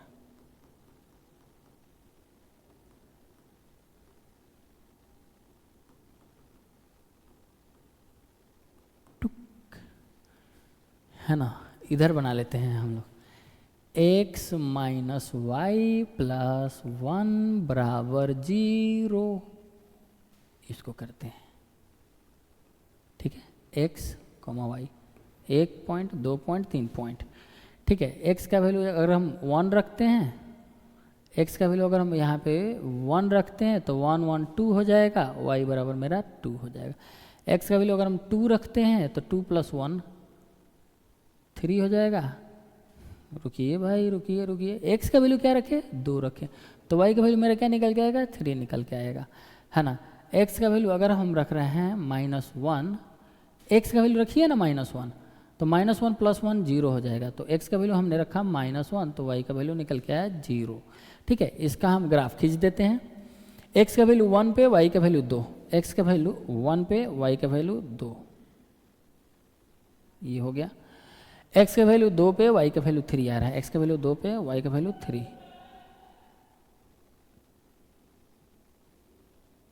ठीक है, फिर x का वैल्यू -1 पे, y का वैल्यू 0, x का वैल्यू -1 पे, ये 0 आ गया यहाँ पे। अब हम क्या करेंगे, इसको मिला देंगे, ये मेरा एक स्ट्रेट लाइन आ गया। ओके, ये 3 पॉइंट्स। दूसरा क्या दिया है यहाँ पे, 3x प्लस 2y माइनस 12 बराबर 0। तो हम लोग ले लेंगे क्या, x का वैल्यू और y का वैल्यू, 3 पॉइंट निकालेंगे। ठीक है, x का वैल्यू अगर हम 0 रखते हैं यहाँ पे, तो y का वैल्यू मेरा आने वाला है 6। ठीक है, x का वैल्यू अगर हम 2 रखते हैं, 2 तो 6 हो जाएगा, 6 माइनस 12 माइनस 6, एंड y का वैल्यू आएगा 3। ठीक है, और y का वैल्यू अगर हम 4 रखते हैं, x का वैल्यू अगर हम 4 रखते हैं, तो 4 3 से 12 माइनस 12 कैंसिल हो जाएगा, y का वैल्यू 0 आ जाएगा। अब देखते हैं x का वैल्यू 0 पे, y का वैल्यू 6, x के वैल्यू 0 पे, y का वैल्यू 6 आना चाहिए 0 पे, ये हो गया। x के वैल्यू 0 है, y का वैल्यू 6 है, ये पॉइंट आ गया। x का वैल्यू 2 होगा और y का वैल्यू 3, तो कौन सा पॉइंट आएगा, 2,3, 2,3, ये आया 2,3। ठीक है, फिर x का वैल्यू 4, तो y का वैल्यू 0, x का वैल्यू 4, y का वैल्यू 0, ये पॉइंट हो गया। इन तीनों को मिलाइए, हमने मिलाया। ओके, हमने मिला दिया। Okay, determine the coordinate of the vertex of the triangle form by these lines and the x axis and the set the triangular region. ठीक है, अब हम यहाँ पे देखें तो देख रहे हो कि x का वैल्यू 2, y का वैल्यू 3, पहला वर्टेक्स मिल गया हमारा, x का वैल्यू 2, y का वैल्यू 3। ठीक है, फिर यहाँ पे बोला क्या है कि इस दोनों लाइन के द्वारा और x एक्सिस के द्वारा जो ट्रायंगल बन रहा है, तो ये दोनों लाइन और x एक्सिस के द्वारा ये वाला हमारे पास ट्रायंगल बन के आ रहा है। इसी ट्रायंगल का वर्टेक्स निकालना है। यहाँ पर अगर हम देखें तो ये मेरा आया क्या, x का वैल्यू -1, -0, -1 और -0, और ये जो आ रहा है यहाँ पे, ये देखते हैं कि क्या ये मेरा 4, 0, ये 4, 0 आया। तो तीनों वर्टेक्स हमारा ट्रायंगल का निकल गया, और ट्रायंगल का जो ट्रायंगुलर रीजन है उसको मैंने सेट भी कर दिया। ठीक है, अब इस तरीक़ा से अगर बोले कि इसका एरिया निकालिए, तो ट्रायंगल का एरिया क्या होता है, तो half base into height. Half base कितना है, तो बेस यहाँ से लेके यहाँ तक है, कितना पॉइंट है, 1 2 3 4 5, बेस मेरा 5 यूनिट हो गया। हाइट कितना है, तो देखिए हाइट ये है, हाइट ये है, कितना है 3, तो हाइट 3 हो गया। 15/2 स्क्वायर यूनिट हमारा आंसर हो जाता अगर एरिया पूछता तो इस तरीके से ये जो सवाल था ये दिलचस्प सवाल है। ऐसा क्वेश्चन आता है, इस तरीके का क्वेश्चन जब आएगा तो आपको इसी तरीके से सोचना पड़ेगा, बनाना पड़ेगा, तो कंसेप्ट को समझते रहिएगा। ठीक है, आगे बढ़ते हैं। अब आ गया हमारा most expected section, most expected section, जो कि ये संभावित जो आने वाला एग्जाम है उसमें प्रश्न कैसे आएंगे उस पे बेसिस होता है। ठीक है, the number of the solution of 2 के पावर x प्लस वाई बराबर 32 and 32 to the power x minus y is equal to 2। इस पे हमारा एक क्वेश्चन, पहला क्वेश्चन है। ठीक है, तो देखते हैं कि कितना सॉल्यूशन आता है। चलिए सॉल्व करते हैं, गौर से देखिएगा। 2 के power x plus y is equal to 32। हम इसको क्या लिख सकते हैं, 2 के पावर x प्लस वाई बराबर 2 के पावर 5 नहीं लिख सकते हैं 32 को। और आप जानते हैं a के पावर m बराबर a के पावर n जब होता है तो अब कैसा, कब होता है, जब m बराबर n होता है। पावर बराबर अगर हो जाएगा तो ये जो हमारा है टर्म्स दोनों इक्वल हो जाता है। आगे बढ़ते हैं, तो देखिए सर दोनों सेम है, a है, पावर अलग अलग है, तो बोला पावर अलग अलग एक्चुअली में नहीं है, दिखने में लग रहा है अलग अलग। ये दोनों बेस सेम है और ये दोनों के दोनों टर्म अपने आप में एक दूसरे के इक्वल है। तो इक्वल तभी होगा जब पावर जो है ना इक्वल हो जाए। तो x plus y is equal to 5, ये पहला इक्वेशन निकल के आ गया। फिर सिमिलरली हम देख पा रहे हैं यहाँ पे कि 32 के पावर x माइनस वाई बराबर 2 के पावर 1 है, ऐसा हम मान लेते हैं। 32 को हम लिख सकते हैं 2 के power 5 into x minus y बराबर 2 के पावर 1। अब भाई बेस सेम है तो पावर क्या होगा, इक्वल हो जाएगा। तो 5 into x minus y is equal to 1 हो जाएगा। ठीक है, ये बहुत ही मस्त क्वेश्चन है, बढ़िया क्वेश्चन है, इस पे आया हुआ है प्रश्न। ठीक है, तो इसलिए ध्यान देते रहिएगा। X minus y is equal to 1 divided by 5, ये दूसरा इक्वेशन हो गया। अब आप देख सकते हैं by elimination method, by substitution method आप सब कुछ लगाने के लिए फ्री हैं, क्योंकि यहाँ पे पर्सनली नहीं बोला है कि इसी मेथड से आप बनाइए। ठीक है, तो हम लगा दे रहे हैं by elimination method. x plus y बराबर यहाँ 5 दिया है, जबकि x माइनस वाई बराबर 1/5 है। हम क्या करेंगे, इन दोनों को जोड़ देंगे, पहला इक्वेशन और दूसरे इक्वेशन को ऐड कर देंगे, तो ये कैंसिल आउट हो जाएगा, एलिमिनेट हो जाएगा, ये आ जाएगा 5 प्लस 1/5। ठीक है, तो ये मेरे पास आ जाएगा 2x is equal to 5 minus 1/5, 24/5 ये हो जाएगा, that is equal to 2x। तो x इज इक्वल टू मेरे पास आ गया 12/5। x इज इक्वल टू मेरा क्या आ गया 12/5। थोड़ा ये हट जा रहा है, अभी बोर्ड में थोड़ा सा फॉल्ट हल्का सा आ रहा है ना, बस देखते रहिए, है ना। अब देखिए आगे बढ़ते हैं हम लोग और देखते हैं y कैसे निकालेंगे। तो इसी को क्या करते हैं, पुट कर देते हैं किसी भी इक्वेशन में, पुट इन 1 हमने पुट किया, तो x प्लस वाई बराबर 5। ओके, x की जगह कितना पुट करें, 12/5 plus y is equal to 5, y is equal to 5 minus 12/5। 25 में से 12 गया, 25 में से 12 गया, ये हो जाएगा 13/5। तो हमारे पास जो आया x का वैल्यू वो आ गया 12/5 एंड y का वैल्यू कितना आया 13/5। ये हमारा आ जाएगा क्या, x एंड y का वैल्यू।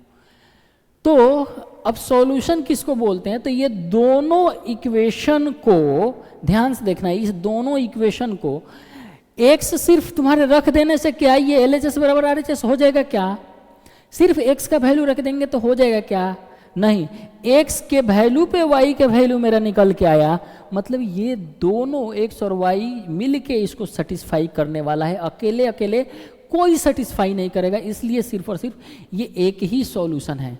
एक पॉइंट P से आप डिनोट कर सकते हैं x के, ये हो गया मेरा 12/5, ये हो गया 13/5, ये आप डिनोट कर दिए। ये मेरे पास क्या हो गया, एक ही सॉल्यूशन है, सिर्फ ये वन सॉल्यूशन है, एक ही क्या है सॉल्यूशन है। तो अगर हम देखा है जाए तो नंबर ऑफ सॉल्यूशन कितना आया, 1 आया, यूनिक सॉल्यूशन आया, सिर्फ एक आ गया। ऑप्शन नंबर बी जो होगा मेरा करेक्ट ऑप्शन होगा।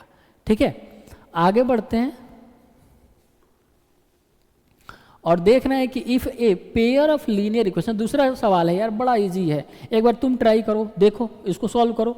ठीक है, बोल रहा है कि if a pair of linear equations is inconsistent, दो पेयर ऑफ लीनियर इक्वेशन आपके सामने दिया गया है, उसका सॉल्यूशन नहीं आ रहा है। इनकॉन्सिस्टेंट का मतलब यही ना हुआ है कि उसका सॉल्यूशन नहीं आ रहा है।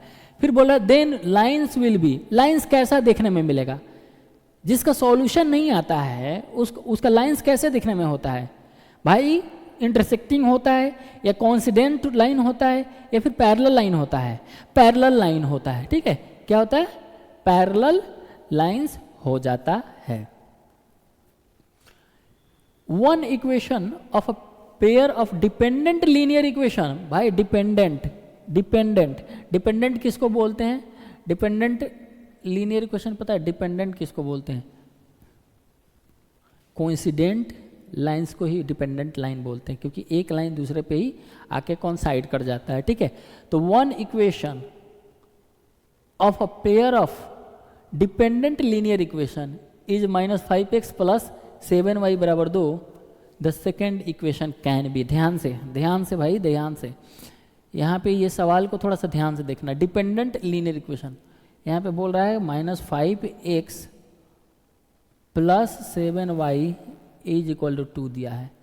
One equation of a pair of dependent linear equation है ना, पेयर ऑफ लीनियर इक्वेशन दिया हुआ है, दिमाग में ही रखना है। बोल रहा है कि पेयर ऑफ लीनियर इक्वेशन में से एक लीनियर इक्वेशन को दे दिया गया है जो कि ये है, और बोल कह रहे हैं कि डिपेंडेंट लीनियर इक्वेशन है, एक दूसरे पे डिपेंड करता है। तो जानते हैं इसको किसको बोलते हैं, जैसे मान लीजिए x + 2y = 4 हो गया, तो आप इसको लिख रहे हैं 2x + 4y = 8, ये डिपेंडेंट हुआ, डिपेंडेंट हुआ जिसका कोफिशिएंट का रेशियो बराबर आए,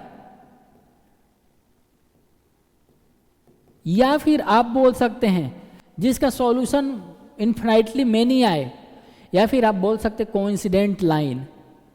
तो कैसे चेक करेंगे आखिर कि डिपेंडेंट है कि नहीं है, तो वही जो कंडीशन बोले थे कि a1/a2 = b1/b2 = c1/c2, वही हमारा कंडीशन होता है कोइंसिडेंट लाइन का या dependent pair of dependent linear equation का। तो ये हमारा होगा। ठीक है, इसको आप बोल सकते हैं पेयर ऑफ लीनियर इक्वेशन जो हो गया मेरा डिपेंडेंट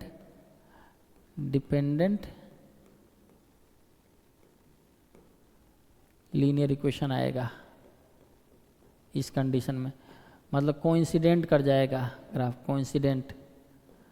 कोइंसिडेंट लाइन से आएगा, मतलब इसका सॉल्यूशन जो आएगा बहुत सारा आएगा, मेनी सॉल्यूशंस आएगा, इन्फिनाइटली मेनी सॉल्यूशंस होगा। ठीक है, तो अब इसमें आप देखिए ना यहाँ पे कि क्या आ रहा है, 10x + 14y + 4 ले सकते हैं क्या, इसको हम एक बार ऐसे करते हैं -5x + 7y - 2 = 0। देखिए अब हम क्या कर रहे हैं, -10x - 40y + 4 आएगा क्या, पहले वाले से मिला रहे हैं, -5 / 10 बराबर आना चाहिए,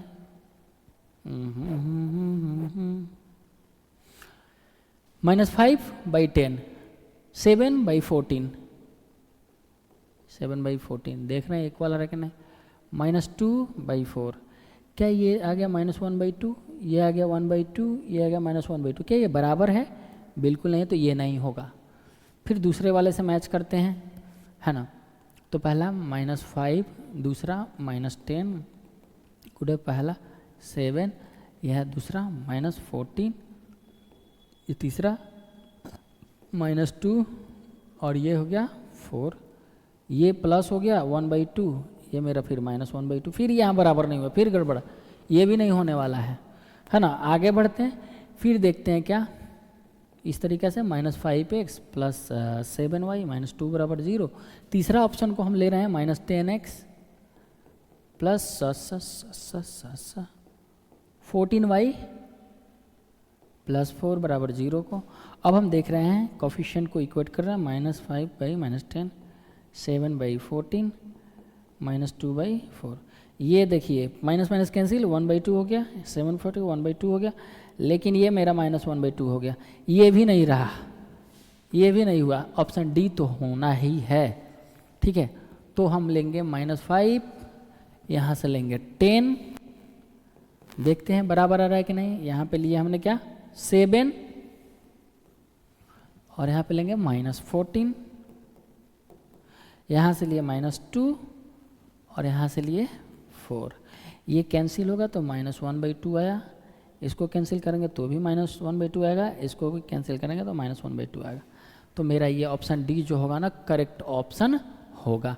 आई होप आप ये चीज़ें समझ गए होंगे। ठीक है, तो इस तरह के क्वेश्चन को ध्यान में ज़रूर रखिएगा, इसके पीछे के कंसेप्ट के बारे में ज़रूर ध्यान में रखिएगा। ठीक है, कि ऐसा क्वेश्चन आएगा। ठीक है, the sum of the digit of a 2 digit number is 9, if 27 is added to it the digit of the number get reverse, the number is, ये तुम्हारे हवाले है भाई, है ना। इस तरीके के कंसेप्ट को पहले ही मैंने बता दिया है, इसको आप करना। ठीक है, आगे बढ़ते हैं। In a triangle ABC, angle C is equal to 3 times of angle B is equal to 2 times of angle A plus angle B, find the 3 angle. तीनों एंगल हमें निकालना है। रिलैक्स, आराम से देखते हैं इसको, सॉल्यूशन इसका लेते हैं कि किस तरीके से आएगा। इन अ ट्रेंगल ABC, तो भाई पहले ट्रेंगल बना लो। हमने ट्रेंगल ले लिया ABC। ठीक है, अब हम एक बार कर रहे हैं, बात यहाँ पे क्या है, दिया क्या गया है, यहाँ पे हमारे पास दिया गया एंगल की बात की गई है। तो ट्रेंगल में तीनों एंगल का सम अगर देखें तो कितना आएगा भाई, angle A plus angle B plus angle C बराबर देखें तो 180 डिग्री आएगा। ये पहला मान के चलिए। फिर दूसरा क्या दिया है, दूसरा दिया है हमारे पास गिवन है कि angle C is equal to 3 times of angle B is equal to 2 times of angle A plus angle B। ठीक है, अब हम इस केस में क्या करते हैं कि चुपचाप K मान लेते हैं, K मान लेते हैं, है ना। यहाँ पे K को हमने क्या किया, लेट K मान लिया। ये मेरा कोई रियल नंबर है, बस 0 नहीं होना चाहिए। क्या होना चाहिए, 0 नहीं होना चाहिए। अब हमने K मान लिया, कोई कांस्टेंट है, बस 0 नहीं होना चाहिए। तो हम इसको जब सॉल्व करेंगे तो एंगल C बराबर कितना हो जाएगा, K। ठीक है, एंगल 3B बराबर 3 टाइम्स ऑफ एंगल B बराबर हो जाएगा मेरा K। तो एंगल B बराबर कितना हो जाएगा, K/3। फिर एंगल देखिए यहाँ पे 2 times of angle A plus angle B बराबर K लेते हैं, तो angle A plus angle B बराबर हो जाएगा कितना, K/2। ओके, अब क्या बोला है, तो angle A plus angle B plus angle C बराबर 180 डिग्री है। Angle A plus angle B के जगह हम क्या रख सकते हैं, डायरेक्ट K/2 रख सकते हैं। Angle A plus angle B के जगह क्या रख सकते हैं, 2 रख सकते हैं। एंगल C के जगह कितना रखेंगे, K रखेंगे। ये कितना आ गया, 180 डिग्री। K/2 ये हो जाएगा मेरा 3/2 into K is equal to 180 degree, ये 360, K इज इक्वल टू मेरा आ गया 120। कितना आ गया, K इज इक्वल टू आ गया 120। तो एंगल C जो होगा मेरा वो K के बराबर होगा, और ये कितना के बराबर होगा, 120 डिग्री के बराबर होगा। जबकि वहीं पे एंगल B मेरा कितना होगा, एंगल B मेरा जो होगा वो K/3 है, मतलब K मेरा है 120 degree divided by 3, that is equal to 60 degree. तो एंगल B का वैल्यू कितना आ गया भाई, 60 डिग्री। एंगल C मेरा आ गया 120 डिग्री, एंगल B मेरा आ गया 60 डिग्री। अब फिर बचा हुआ एंगल है मेरा वो क्या है, एंगल A है। तो एंगल A है तो अब तो नॉर्मली आप निकाल सकते हैं कि B और हमारे पास C मिल गया, तो B और C 120 और 60 80 हो गया। अरे भाई ये एंगल 3 है, यहाँ गड़बड़ आ गया है, थोड़ा सा गड़बड़ हुआ है। यहाँ पे 3 से भाग देंगे तो 40 डिग्री आएगा भाई। और एंगल A अगर लेना चाहते हैं तो ये एंगल C मेरा 120 डिग्री हो गया और एंगल B 40 डिग्री हो गया, तो ये हो गया मेरा टोटल 160। एंगल A का वैल्यू निकल के आएगा 20, तभी तो तीनों को मिला के 180 डिग्री होगा, तभी तो तीनों एंगल को सम करके 180 डिग्री होगा। तो एंगल A बराबर मेरा 20, एंगल बी बराबर 40 और एंगल ए सी बराबर मेरा 120 डिग्री होगा। ऑप्शन ए ही मेरा सही आंसर होगा। यहाँ पे मेन इंपॉर्टेंट कंसेप्ट क्या था, इसको समझना, इसको समझना, ठीक है। ओके, बढ़ते हैं आगे। हाँ, ये वाला क्वेश्चन देखिए, तो थोड़ा क्वेश्चन नंबर 6 को देखिए। ओके, क्वेश्चन नंबर 6 को जब आप देख पा रहे हैं तो क्या देख पा रहे हैं, क्या ये इसको सॉल्व करना मुश्किल लग रहा है क्या? बिल्कुल मुश्किल नहीं है, है ना। दिखने में लग रहा है बड़ा, लेकिन है बहुत छोटा। ओके, अब यहाँ पे क्या करेंगे, कैसे करेंगे, तो 49x प्लस 51y बराबर दे दिया है मेरे पास 499। फिर दूसरा दे दिया है क्या, तो 51x plus 49y is equal to 501। Then find the value of x and y। भाई यहाँ कुछ नहीं लग रहा है कि x और y का कोफिशिएंट बिल्कुल सेम है, यहाँ पे y और x का कोफिशिएंट बिल्कुल सेम है, यहाँ पे देख पा रहे हैं, यहाँ पे 51, 51, 49, 14। जब ऐसा आए तो हम एक बार क्या करते हैं, इसको जोड़ देते हैं, फिर एक बार घटा देंगे। इससे करने से क्या होगा, आइए देखते हैं, पहला और ये दूसरा, ठीक है। एक बार हम लोग क्या करते हैं, जोड़ देते हैं, तो ये मेरा आ जाएगा 100x 100y is equal to 1000। 100x को 100 को कॉमन लेंगे तो x प्लस वाई और करेंगे तो 10। ये मेरा तीसरा इक्वेशन लिख लीजिए। एक बार क्या करते हैं हम लोग, जोड़ते हैं। एक बार यहाँ पे हमने क्या किया, जोड़ दिया। एक बार क्या करते हैं, घटा देंगे। 49y plus 51y is equal to 499। यहाँ पे 51x plus 49y is equal to 501। एक बार घटा देते हैं तो घटा दीजिए। जैसे ही पहला वाला में से दूसरे वाले को घटाइएगा आप, तो क्या पाइएगा, अरे भाई साइन चेंज होगा ना, कहीं होगा, होगा ना, ठीक है। तो ये मेरा आ गया क्या, -2x, यहाँ पे क्या आ गया, प्लस के 2y इज इक्वल टू कितना आ गया भाई, -2। -2 कॉमन ले लेते हैं, ये आ गया मेरा x, ये -y is equal to -2, cancel होगा तो x - y is equal to 1। ये मेरा चौथा आ गया। अब तो आसान हो गया भाई, अब आप आराम से सॉल्व कर सकते हो, है ना। 1 और 2 को यू कैन सॉल्व 3 और 4 by any method, by substitution method और एलिमिनेशन मेथड, किसी भी मेथड से आप इसको आप सॉल्व कर सकते हैं। मुश्किल नहीं है, आसान है, ठीक है।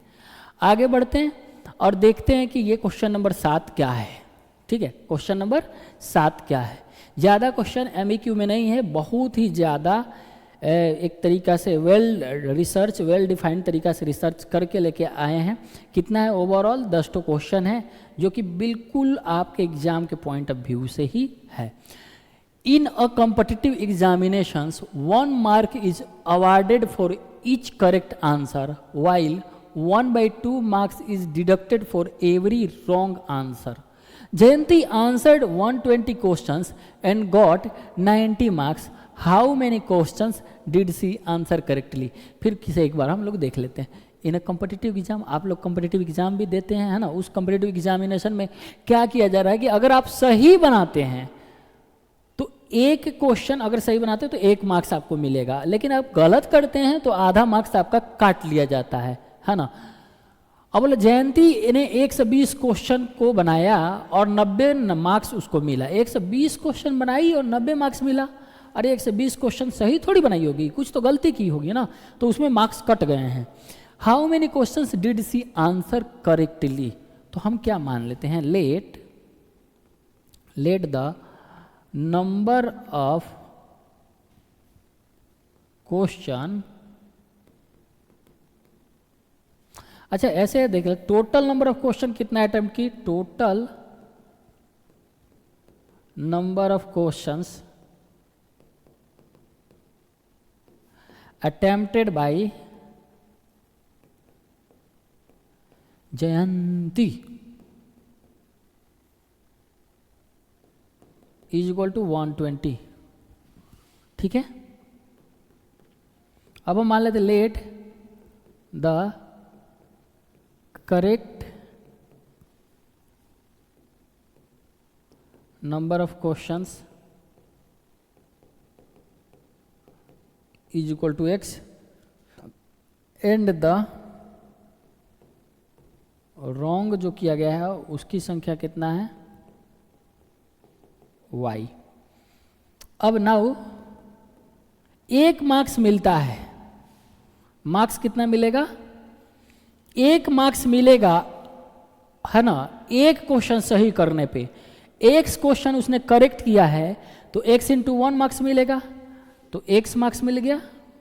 अब डिडक्ट कर लिया गया है उसमें से, ठीक है, जो भी क्वेश्चन उसने x क्वेश्चन सही बनाई फिर उसमें से y क्वेश्चन उसने गलत कर दी, तो एक क्वेश्चन अगर गलत कर रही है तो -1/2 हो जाएगा, 1/2 मार्क्स काट लिया जाएगा। तो y क्वेश्चन उसने गलत की है तो 1/2 इंटू वाई मार्क्स को काट लिया जाएगा टोटल, और टोटल उसको मिल रहा है 90 मार्क्स।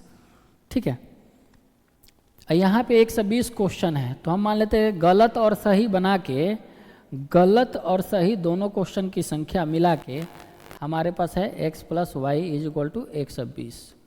हम यहाँ पे ले लेंगे क्या, x बराबर 90 + y/2, ये पहला मान लीजिए, और फिर क्या है हमारे पास x + y = 120, ये दूसरा। यहाँ पे आप x का वैल्यू पुट कीजिए और सॉल्व कीजिए बाय एनी मेथड, है ना, और x एंड y का वैल्यू निकाल के दिखाइए। इसमें भी हमें x पूछा है कि करेक्टली कितना की है, कितना क्वेश्चन करेक्ट की है, तो x क्वेश्चन करेक्ट की है, जो x का वैल्यू आएगा वही मेरा आंसर होगा। ठीक है, आगे बढ़ा जाए। ठीक है, बोला by the graphical method find whether the following pair of linear equation is consistent और नॉट। चेक करना है ग्राफिकल मेथड से कि कॉन्सिस्टेंट है कि नहीं है। इफ कॉन्सिस्टेंट सॉल्व देम, मैंने पहले ही बताया अगर ग्राफ आपका इंटरसेक्टिंग है तो कॉन्सिस्टेंट होगा, मतलब सॉल्यूशन आएगा, लीनियर इक्वेशन का सॉल्यूशन आएगा, पेयर ऑफ लीनियर इक्वेशन का क्या आएगा, सॉल्यूशन आएगा। अगर कोइंसिडेंस आ रहा है, ग्राफ लाइन का जो ग्राफ है कोइंसिडेंस आ रहा है, एक के ऊपर एक आ रहा है इस तरीका से, तो समझ जाइए कि क्या है, वहाँ पे भी सॉल्यूशन आएगा। ये भी केस जो है ना पेयर ऑफ लीनियर इक्वेशन के कंसिस्टेंसी का है। लेकिन अगर पैरेलल आ गया ग्राफ, आपका पैरेलल ग्राफ आ रहा है, तो उसका सॉल्यूशन नहीं आएगा। तो सबसे पहले कि आप इसको चेक कीजिएगा ग्राफिकली, ग्राफ बनाना ही है आपको और ग्राफ बना के चेक करना है आपको। ठीक है, क्वेश्चन नंबर 9 है, क्या बोला जा रहा है, A part of monthly hostel charges in a college hostel are fixed and the remaining depends on the number of days on order their meals in the mess.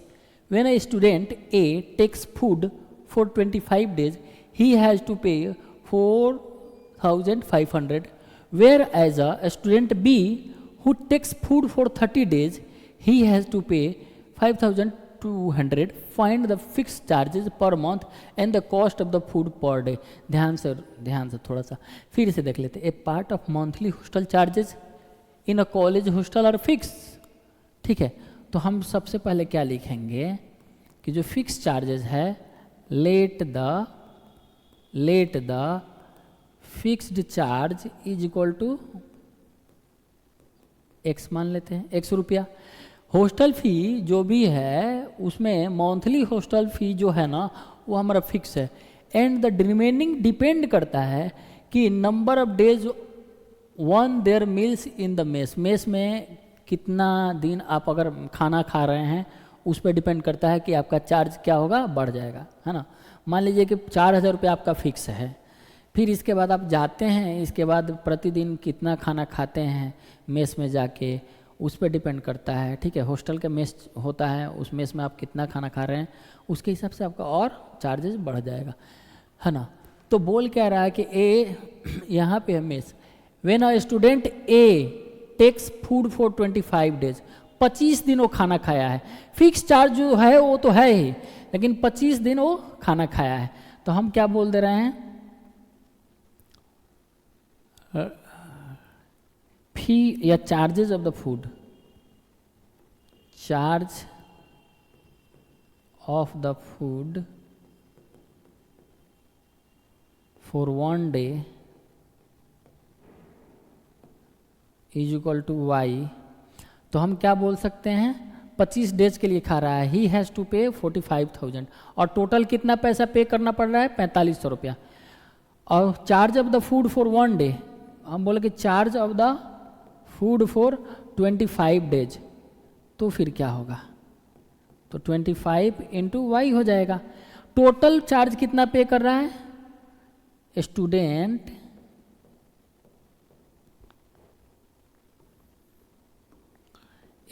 जो है हमारा स्टूडेंट ए पे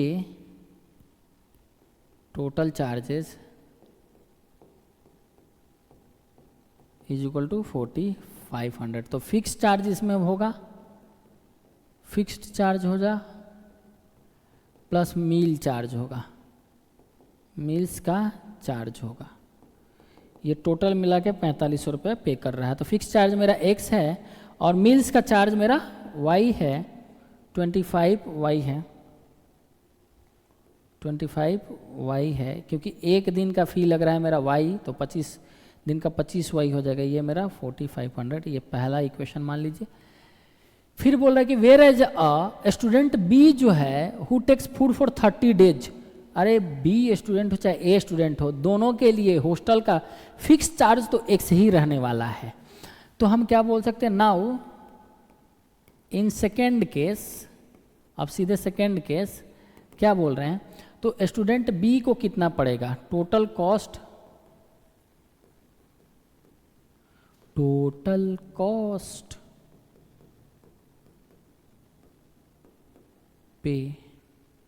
पेड बाई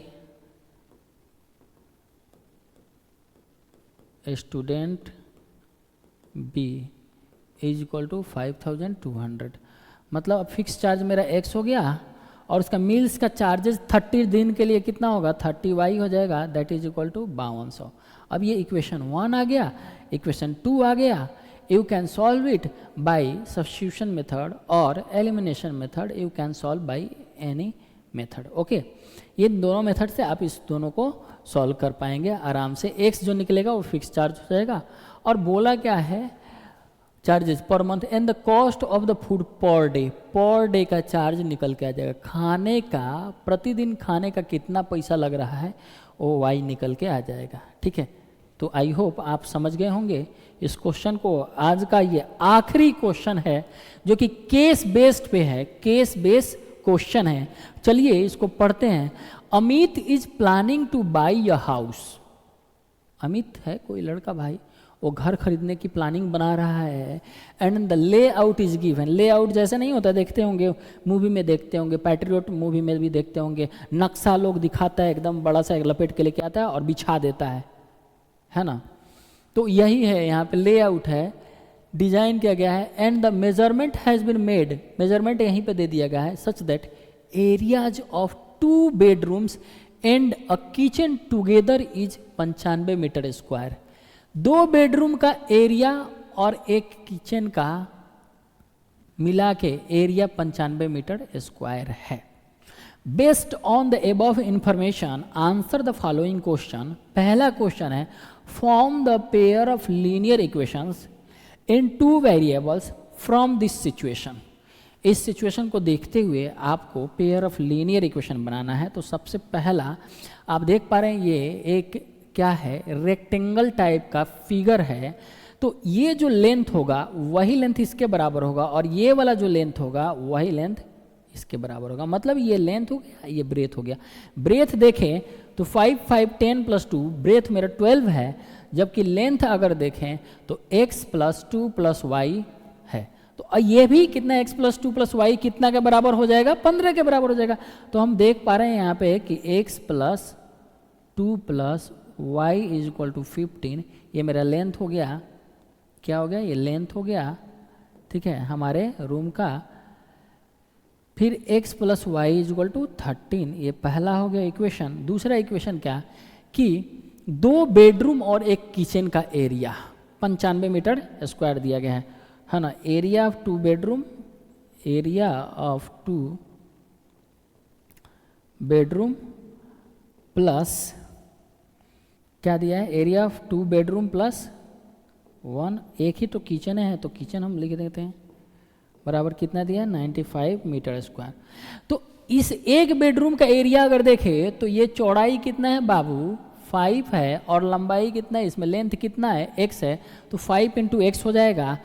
और ऐसा ऐसा एक और है तो 2 टाइम्स हो जाएगा 5 इंटू एक्स, प्लस एक किचन का एरिया, ये लेंथ मेरा 5 ही होगा क्योंकि ये 5 है, ये 5 है तो ये भी 5 ही होगा, आई into Y.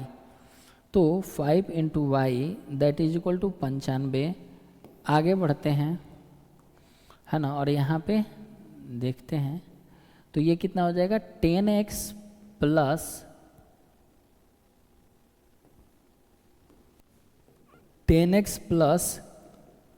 5y is equal to 95, है ना। 5 अगर हम कॉमन भी ले लेते हैं तो ये 2x plus y is equal to 95, है ना।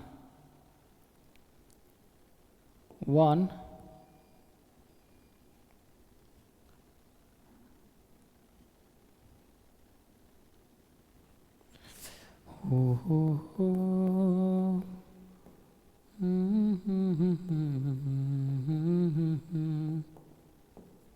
ठीक है, तो ये मेरा हो जाएगा 2x plus y is equal to 19 times में ये कैंसिल हो जाएगा, ये मेरा क्या हो जाएगा दूसरा। आहा बहुत बढ़िया, ये हमारा क्या हो जाएगा दूसरा इक्वेशन हो जाएगा। तो ये इक्वेशन और ये इक्वेशन मिला के हमारा हो गया pair of linear equation. Finally हम यहाँ पे लिख देते हैं x plus y is equal to 13 पहला, यहाँ पे हो गया भाई साहब 2x plus y is equal to 19, ये दूसरा। ठीक है, तो अब आगे बढ़ते हैं और इसमें दूसरा क्वेश्चन देख रहे हैं, find the length of the outer boundary of the layout. हमारे क्या निकाला, find the length of the outer boundary of the layout. Length निकालना है ये, ठीक है, कि कितना लेंथ होने वाला है, मतलब length of the outer boundary मतलब पेरीमीटर निकालना है, सीधी सी बात है। क्या निकालना है, पेरीमीटर। और पेरीमीटर क्या होता है 2 इंटू एल प्लस बी होता है। रेक्टेंगुलर फील्ड का या रेक्टेंगुलर ये रूम है इसका, हमारा पेरीमीटर जो आ गया 2 इंटू एल प्लस बी हो गया 2। लेंथ कितना है तो 15 है, देखिए ये लेंथ 15 है, और ब्रेथ कितना है 5 5 10 प्लस 2 12, ठीक है 2 इंटू 27, ये मेरा 54 मीटर आ जाएगा। ठीक है, ये हो गया। अब देख लीजिए यहाँ से अगर हम इसको सॉल्व भी कर सकते हैं, सॉल्व करके एक्स एंड वाई का वैल्यू निकाल लेंगे, जरूरत जैसे ही पड़ेगा देखते हैं। ठीक है, तीसरा क्या दिएगा, find the area of each bedroom and kitchen in the layout. भाई हर बेडरूम का अगर एरिया निकालना है तो हमें सबसे पहले चाहिए एक्स, चाहिए कि नहीं चाहिए, सबसे पहले एक्स चाहिए। ठीक है, अब यहाँ पे किचन का भी बोला है तो वाई भी चाहिए, तो सबसे पहले हमें सॉल्व करना पड़ेगा इस इक्वेशन का। x प्लस वाई बराबर 13, x प्लस वाई बराबर कितना आ गया 13, तो x plus y is equal to 13, ये हो गया। फिर इसके बाद क्या दिया है 2x प्लस वाई बराबर 19, 2x प्लस वाई बराबर 19।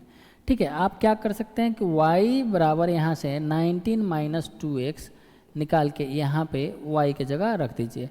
x प्लस 19 minus 2x is equal to 13, ये मेरा हो जाएगा माइनस एक्स, ये हो जाएगा minus 6, x is equal to मेरा निकल के आ गया 6 मीटर। ठीक है, अब y निकालना है तो y is equal to 19 minus 2 into x के जगह हम रखेंगे 6, 19 माइनस 12, y का वैल्यू निकल के आ गया 7। ठीक है, तो अब हमारे पास क्या आ गया, ये x का वैल्यू आ गया है मेरा 6, y का वैल्यू निकल के आ गया 7। क्या चाहिए इसको, find the area of each bedroom. तो area of each bedroom is equal to area of each bedroom is equal to कितना हो जाएगा हमारा, लेंथ मेरा हो गया 6 मीटर और ब्रेथ मेरा हो गया 5 मीटर। लेंथ मेरा बेडरूम का हो गया 6 मीटर और ब्रेथ हो गया 5 मीटर, ये मेरा टोटल एरिया हो गया 30 मीटर स्क्वायर। तो ईच बेडरूम इसका भी 30 ही आएगा, और किचन का तो area of kitchen y, length मेरा वाई हो गया, और ब्रेथ तो भाई 5 ही मीटर रहने वाला है। वाई कितना आया है 7 × 5 मीटर स्क्वायर, 35 मीटर स्क्वायर मेरा किचन का एरिया निकल के आ जाएगा। ठीक है, लास्ट क्वेश्चन इसी में का है। ठीक है, चौथा नंबर क्वेश्चन देखते हैं हम लोग। Okay, find the area of the living room in the layout, है ना। ये है, ये लिविंग रूम का एरिया निकालना है भाई। इसका एरिया निकालना है, किसका एरिया निकालना है, तो इसका एरिया निकालना है, ये वाला लिविंग रूम का। अब आप देख पा रहे हैं कि ये टोटल लिविंग रूम है, उसमें से अगर हम बेडरूम के एरिया को छांट दें तो लिविंग रूम का एरिया निकल जाएगा। ठीक है, तो हम क्या कर रहे हैं ना, एरिया ऑफ लिविंग रूम लेते हैं। Area of living room is equal to मेरा क्या आ जाएगा, area of rectangular region, total region है ना, उसी का एरिया निकालते हैं सीधे, ये वाला। तो मेरा ये 15 आ गया, और ये कितना हो गया, length into breadth 12 divided by 2, आधा एरिया हो गया। ठीक है, ये आधा एरिया हो गया। इसमें से बेडरूम का एरिया, बेडरूम का एरिया मेरा कितना आया, 30 आया था। एक बेडरूम का 30 मीटर स्क्वायर माइनस 30, ये मेरा आ गया मीटर स्क्वायर में। ये कितना हो जाएगा 6, 90 minus 30 metre square, that is equal to 60 metre square मेरा लिविंग रूम का एरिया आ जाएगा। ओके, अब आप ये खुद से कीजिएगा। ठीक है, ये आपका रहेगा क्या, होमवर्क, इसको पक्का कीजिएगा। ठीक है, कि क्या इसका आंसर आएगा। ओके, आज के लेक्चर को ये पूरा टोटल 1 शॉट में ख़त्म हुआ। ओके, आप इस पे पक्का PYQ एक बार ज़रूर बनाइएगा। ओके, और इसी के साथ ही साथ आप जितना भी हम करवाए हैं एक बार और रिवाइज कर लीजिएगा, और जो भी क्वेश्चंस करवाए हैं उसको आप खुद से एक बार सॉल्व कीजिएगा। इसके बाद PYQ बनाइएगा, मज़ा आ जाएगा। बहुत अच्छा से आपका पेयर ऑफ लीनियर इक्वेशन ख़त्म हो जाएगा, मतलब बहुत अच्छा से आपके दिमाग में सेट कर जाएगा। क्योंकि आप खुद पे काम नहीं कीजिएगा तो भाई कौन करेगा। हम तो पढ़ा दिए, हम तो बता दिए, इस पे आपको भी मेहनत करने की ज़रूरत है। ओके, आज के लेक्चर को हम यहीं पे ख़त्म करते हैं, फिर मिलेंगे नेक्स्ट लेक्चर में क्वाड्रेटिक इक्वेशन के। Thank you very much.